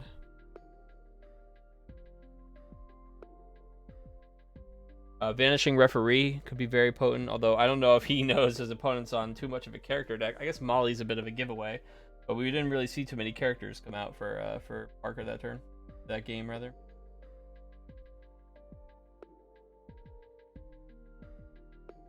I don't know how often we've used Molly, but I feel like we're just not setting up our character core in most of these games, which is way important.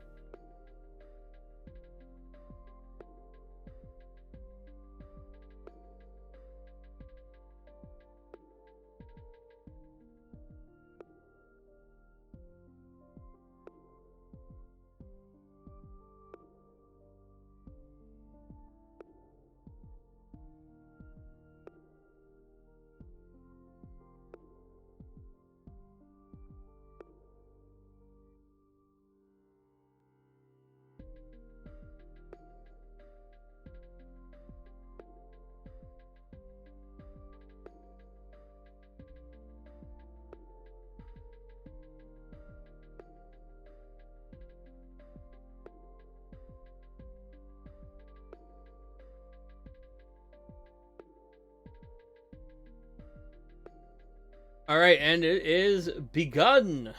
We draw for turn, and we slam down. Ah, there it is, Parker. That's what we want to see. He got the potion. He's got the hair care.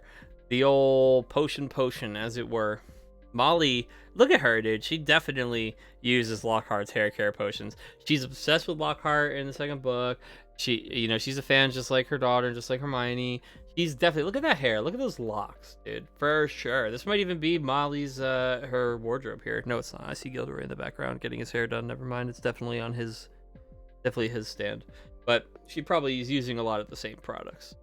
All right, so we go boom, boom. Then next turn, oh, perfect. We get the Angelina Muddy practice. Then we hit him with the Muddy practice lesson, go. We only have 2 actions on that first turn.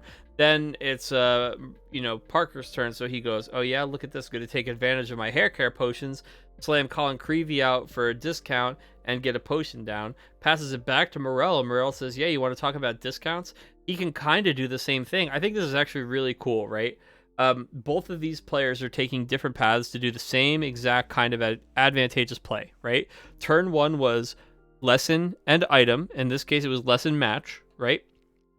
This item lets you pay 1 less action to play 2 action cards. This item gives you 1 more action because of your starter, right? So both of them are able to play a character for a net 2, right? Because basically it's 1, 2, 1, 2. And then boom, the extra action goes to the lesson here, and the action that we saved here goes into a lesson. So I think that that's really, really neat. Both of these players identifying a powerful strategy, sticking to it there. Smart move.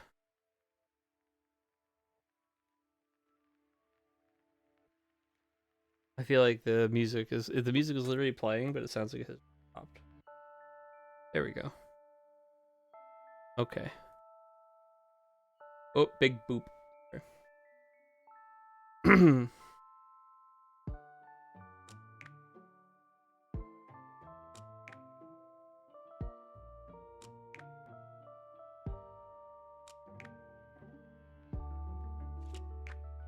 All right.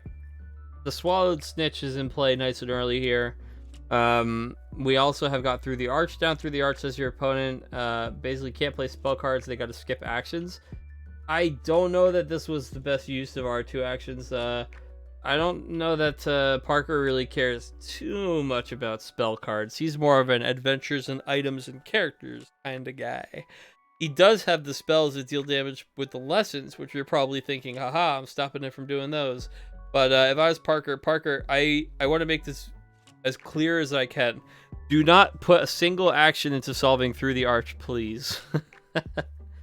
I don't think the spells are that important for you. Yes, Parker, yes! He's watching this video, he goes, I know, fool. He plays Grip Hook. Boom, that is a value grip hook. 1, 2, 3, 4, 5, 6, 7, 8, 9, 10, 11, 12. 12 damage. I don't think we have a sick follow-up. Oh, maybe. Grip hook only costs the 1. No, probably. Maybe do we have Peeves? Peeves would be cool. Grip hook, then play the Peeves and use it. Nope. Wait, what did we do with our extra action? Did we just float an action? Oh no, we used an action on Colin Creevy. Sorry, my bad. Yeah, so that's a smart move. We Colin Creevy to do basically an extra 6 damage. 3 on the Colin and another 3 on a grip hook there. So our opponent gets to slam these into play, gets the bludger in play, plays foul to take an action away from Parker. And slams Break with a Banshee into play. So now this is where things get a little bit tricksy. Oh wait, we couldn't have played... We had to play Break with the Banshee first. We literally didn't even have enough power to do that. But thankfully we still played Break with the Banshee on the same turn, right? Because he played Bludger and he played Fouled, but he only had 3 lessons, right? But then he played Break with the Banshee. So it's like, okay, you should... I mean, he had the actions, just play that first. I'm not going to harp on him, for that one. Oh, now this has gotten very loud. You know what? That's just how it is, I guess. It's how the cookie crumbles.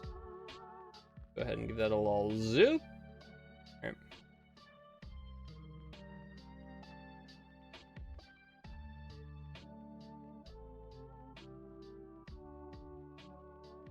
Parker puts 3 right in the discard because of the bludger. Break with a Banshee, number 2 comes down, and Fouled is going to smack him in the face and try and take an action away.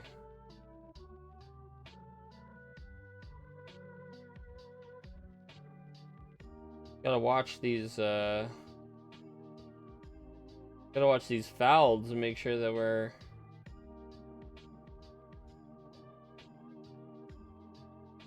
doing the right thing here. Okay.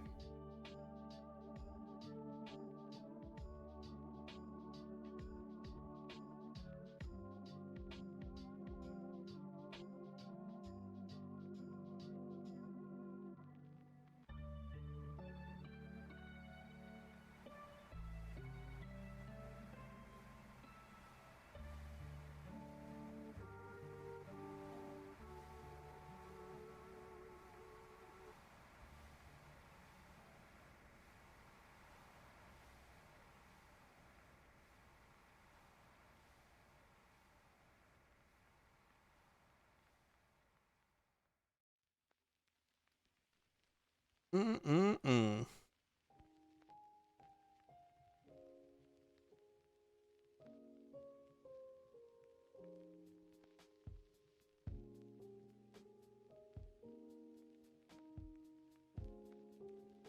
Madam Hooch, a good Quidditch witch. Isn't there some turn one broomstick shenanigans you can pull off? So, is Madam Hooch a good Quidditch witch? We'll just start with that question. The answer is yes. Any of the professors that give you a lesson are good. To the second part of your question, aren't there some turn one broomstick shenanigans? Yeah, there's some good, like there's some solid foundational turn one broomstick plays. I don't think there's anything that really approaches shenanigan territory. I don't think there's anything that's just like that nuts. This ability, like in general, action advantage is king. Action advantage in Harry Potter trading card game. Every single game you play is won by using actions. If you have more actions to use than your opponent, you should be winning the game more often, right? You should be winning. You should win more games, etc., etc. Um, Angelina Johnson lets you play these matches like Muddy Practice. And what you've noticed in these games, like Muddy Practice is just like kind of like a joke match. No one's going to solve it. Like your opponent's not going to discard 5 cards. You have to use an action to discard a card. So this is basically like the cards that say waste 5 actions to solve it. And like your opponent's just not going to do it, right? The prize is that the winner does 10 damage, though. So the nice thing, Muddy Practice just sits here, basically generates you a free action every turn. This is like a Gringotts for only one player. This is like a unicorn that you can play on 1 instead of 6, okay? So it's like, you just run your, like, 4 quality Quidditch supplies in your deck. You get Muddy Practice out early. You play Muddy Practice, boom, you have 3 actions every turn, and it's something that it's very disadvantageous for your opponent to bother interacting with this. So the chance that you're just going to have those 3 actions going forward is like very, very high, right? It's always going to cost them more to do something about Muddy Practice than it's going to cost you to start taking advantage of it. And then once you're there, you just can, okay, what's the most efficient Quidditch stuff I can do? Like some broomstick stuff's good, but really like Bludger is very efficient, right? 4 cost, 3 damage.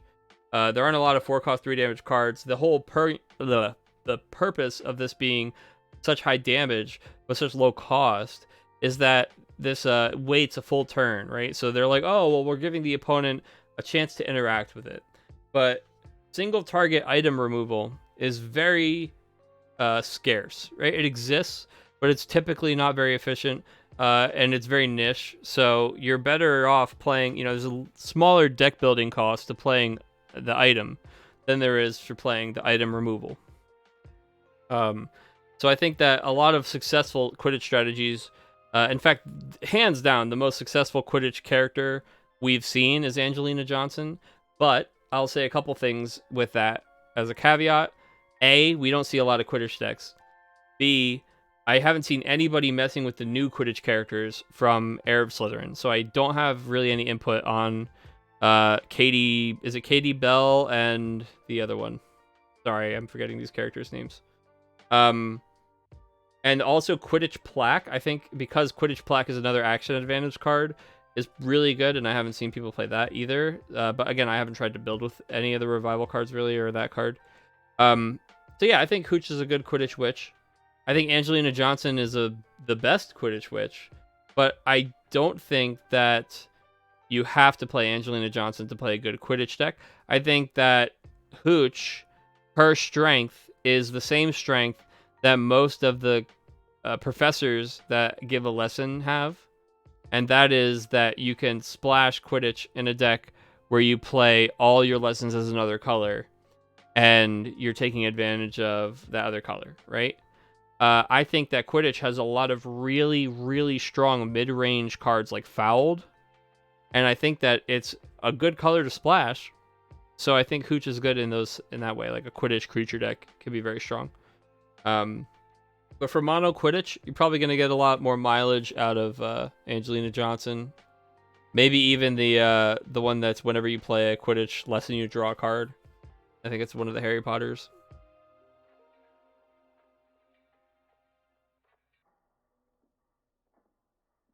The unfortunate thing about broomsticks is all the broomsticks like replace other broomsticks if you have them in play. So you get to have like one broomstick that does one cool thing one time, and then that's It's basically inefficient to ever play another broom.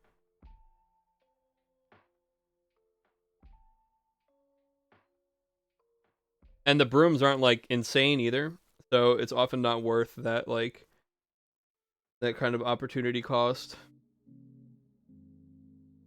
on just like playing a different card.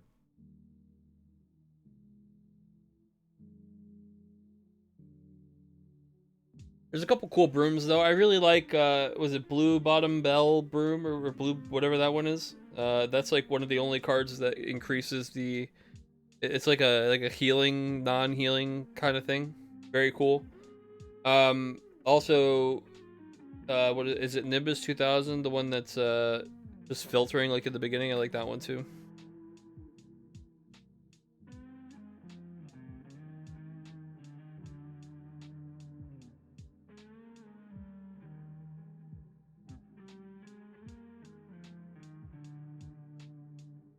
Man, Parker riding in a playing it dangerous with the self-stirring in 2 lessons, but pretty confident there's no item hate here. Opponent. God, you just see these like you could tell when the bludgers hit or like when the matches are solved, right? Like this is a swallowed snitch. This is a swallowed snitch. Big damage packets here. 3-month long match is another one of those ones where you're only playing this to use swallowed snitch to solve it, right? Like you basically are playing this to do 15 damage for like 2 actions, 2 cards, and like 3 mana or something. Really, really great rate.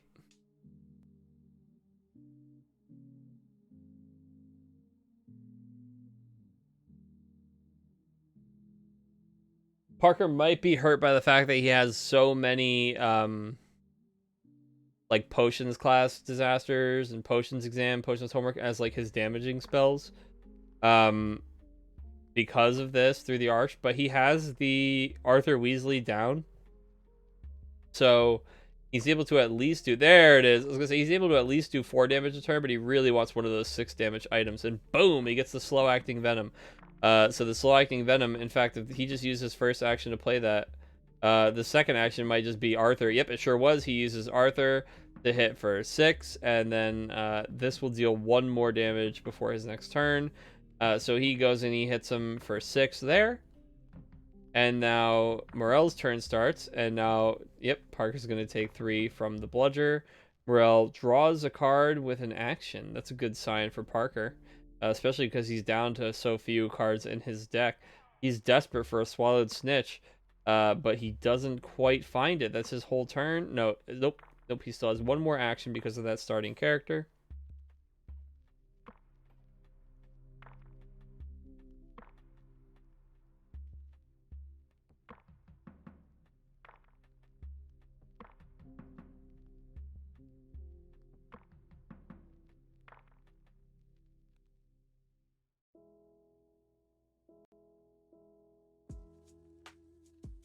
I'll tell you, there are some Quidditch cards that I feel like are missing that I am surprised at the absence of.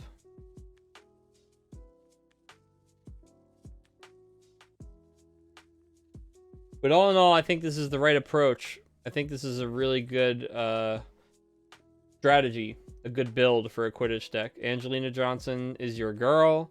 Get those matches down early, the Bludger Assault, and then just keep using Swallowed Snitch to cycle win these matches. Swallowed Snitch is a very, very strong Heir of Slytherin card.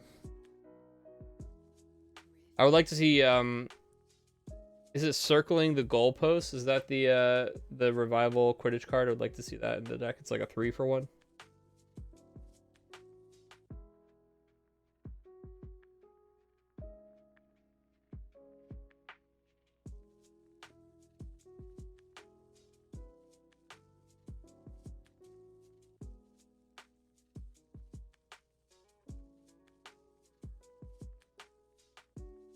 What do we have? All right, so we broke Break with the Banshee, which just lets us get the match, right?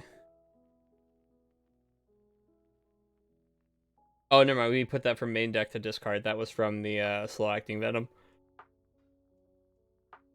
Yeah, so the tough thing is that, you know, you can't use your Mandrake here for the old 6 and 6, but I think Parker's got to be in a good spot here, right? So what Parker wants to do is he wants to use Colin Creevy, because when he uses Colin Creevy, he's going to put his opponent in a position where they can't Swallowed Snitch. Like, they're not going to be able to solve 3-month-long match. It's not happening. I don't know if these guys are keeping track of damage for 3-month-long match, but Parker's got to be winning it, right? With the Arthur Weasley and stuff going on. So I think Parker's turn here looks a lot like use Colin Creevy, make both players draw 3. That prevents the snitch stuff. Then Arthur Weasley, 6 damage to the face. Or, alternatively, we could Fred and George Weasley and play Locked In. Locked In is going to give our opponent 1 fewer action on their turn. And now see, oh no, I really don't like this. So Locked In, the solve is you just discard 4 cards from your hand, and then you can draw 2. And in a world where we just want a 3-month-long match, our opponent, the bludger is going to deal him 3 damage. The 3-month-long match is going to hit him for the old 15. This is like lethal, right?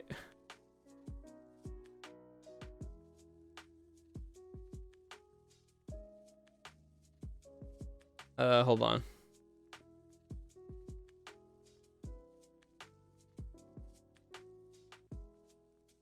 I was just about to type, did we take bludger damage? And the answer was no, we hadn't.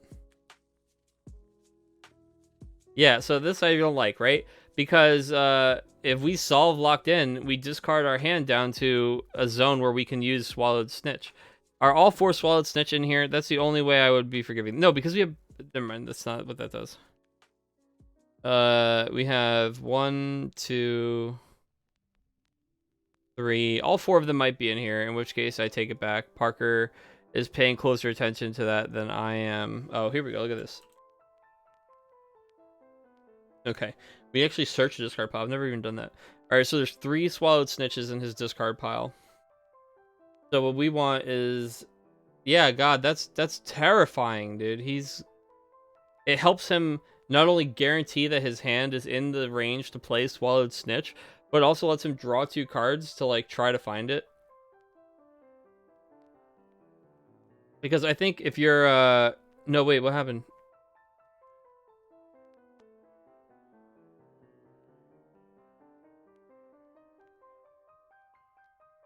Wait, why didn't he didn't solve it? He didn't solve the Locked In? Hold on, guys. I think that he, Okay, I think that...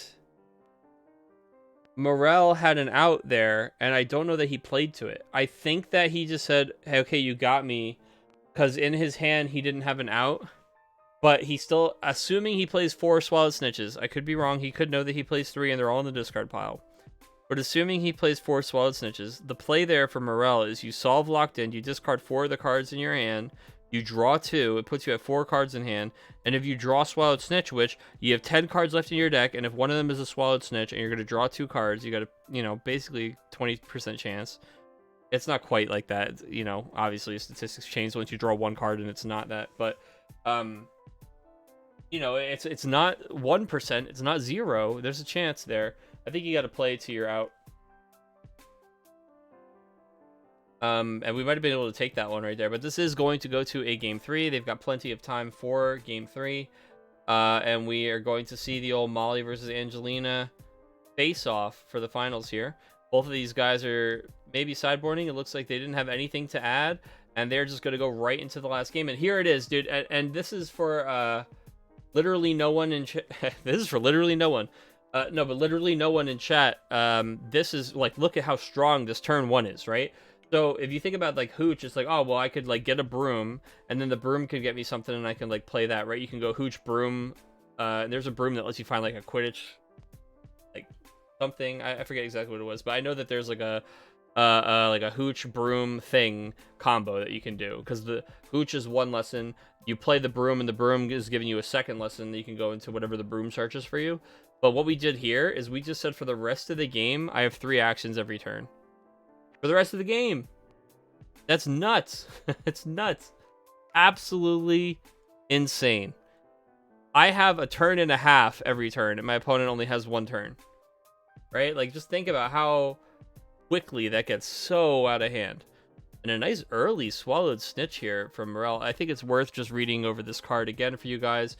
Remember, Swallowed Snitch is one of the win conditions here for him. During your turn, if your hand contains at least 4 cards, you may discard this card from play. If you do, discard your hand to win the current match.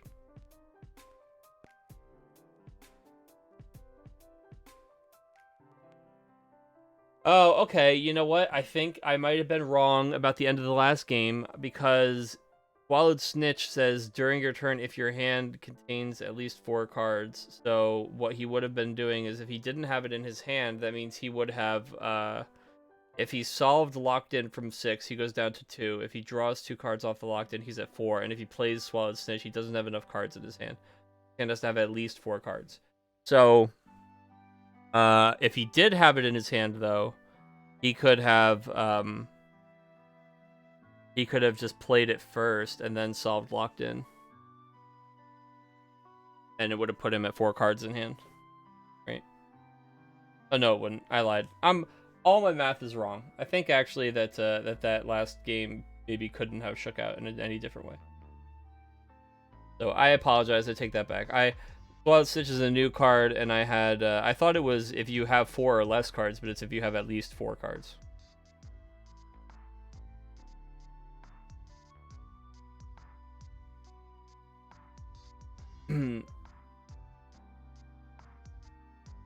But yeah, boy, this doesn't feel too good if you are Parker. So through the art, no way, we lose. I know that it's really mean to say this early. I know it maybe feels like you got to play your spells, but I'm telling you right now, we lose this game.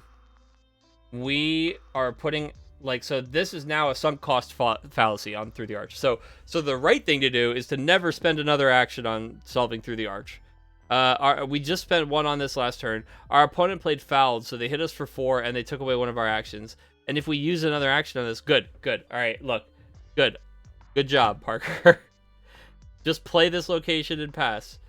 Searching for the Snitch, very, very strong card. This might be the card that I was thinking of. This might be like the best Hooch turn 1 is like Hooch into a Broom into Searching for the Snitch and get your quality coded supplies. But oh boy, I can't stress enough, like, you have non-spell angles in your deck, and you have to do that because, like, your opponent already has 1 more action than you every turn, and for you to skip 4 actions, skipping at least turns, if not 4, then 2, and it's just like you're so far behind.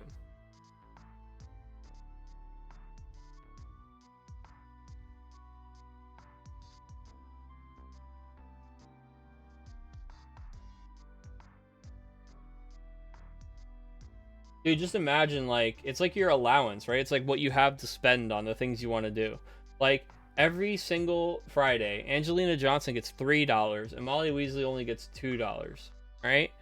Damn, Angelina, she's banking. She can buy everything Molly can buy and save $1 every week, right? And then Through the Arch comes along, and it says that before Molly can get anything else, she's got a bill. She's got to pay a $4 bill.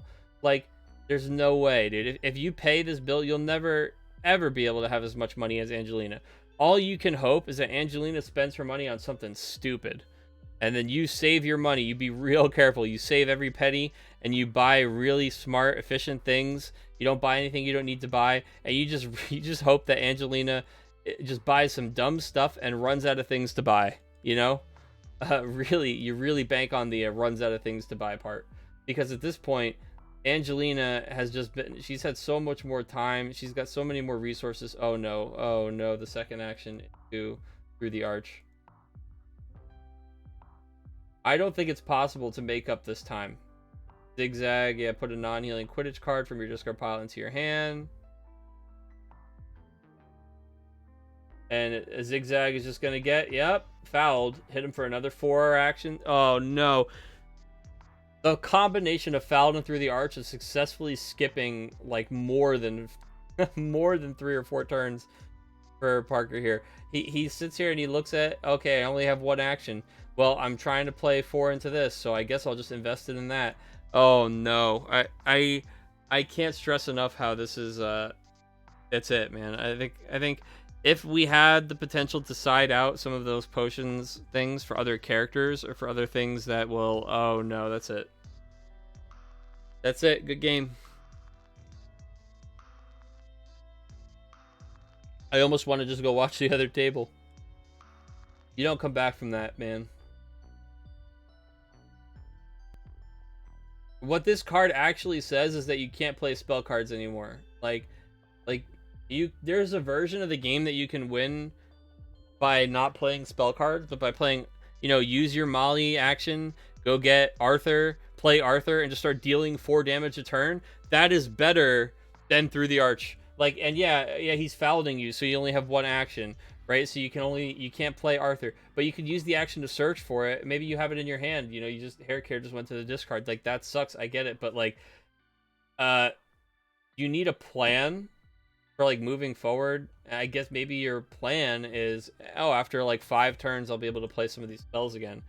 But your deck has so many non-spell things in it. You've got items, you've got all these characters, you've got adventures that are very potent, and I think that just you're way too much value on the spells. And there goes Through the Arch. And God, can you imagine if they just played another one? Like, I mean, we just spent our action. We got rid of Through the Arch. We did our reward, is we get to put an item card from our discard pile into our hand. Which, I mean, we're not even really... I hope we're playing a spell, because we just got rid of this, right? Like, you just got rid of Through the Arch. You have 1 action, and you're not under the lock. Whatever you do with this 1 action better be pretty big, because if he just slams Through the Arch down next turn... you might as well not have solved. Think about how many actions it was. Potions Project. All right, we're trying to do some damage. Yeah, I mean, hey, we're casting the spell. We're hoping we hit him. It looks like it's 1, 2. Oh, the third one was a Quidditch, so 4. Then we hit 5, 6. I mean, good rate. 7, 8. And there it is, 9. I mean, 9 damage, not bad for a single Potions Project. But, would we have done more damage over time if we had Arthur out and we were, plugging away with our item? Yeah. Yeah, we sure would. I mean, and now we're taking 3 bludgers. It's over. I mean, as soon as we put 1 action into Through the Arch, there was a 0% chance that we were going to win this one. We just don't have a reset button, right? I will say maybe if he's playing Quirrell, maybe. But the fact that he's got the self-stirring and he's playing them so early, to me, says that he's not running Quirrells. So yeah, he solves the Muddy Practice. He's going to go ahead and smash you for 10. He's got these 3 bludgers. Yeah, that's GG. We're going to go ahead and see if we can catch it. Oh, nope, the other table's done. Jury got it 2-0, so this is the last round tonight. And yeah, I mean, this is a tough one, right? This is a lesson to be learned on these cards that take away your actions. This is the same... The reason that you don't solve Through the Arch is the exact same reason that you always help Hagrid, right? You always help Hagrid because Hagrid's taking an action a turn away from you. And if you're going to be losing the actions, no matter what, you want to only lose 1, right? Through the Arch is going to be... It's basically asking you, would you like to lose 4 actions? It can't take any more actions away from you than 4, but it also potentially takes no actions away from you and only 2 actions away from your opponent, right? Your opponent invested 2 actions into it. If you pivot, you just start... I mean, right there, you play, your Cauldron, you get a Molly search for Arthur, or you Molly search for Fred and George. You do, you get a character ready.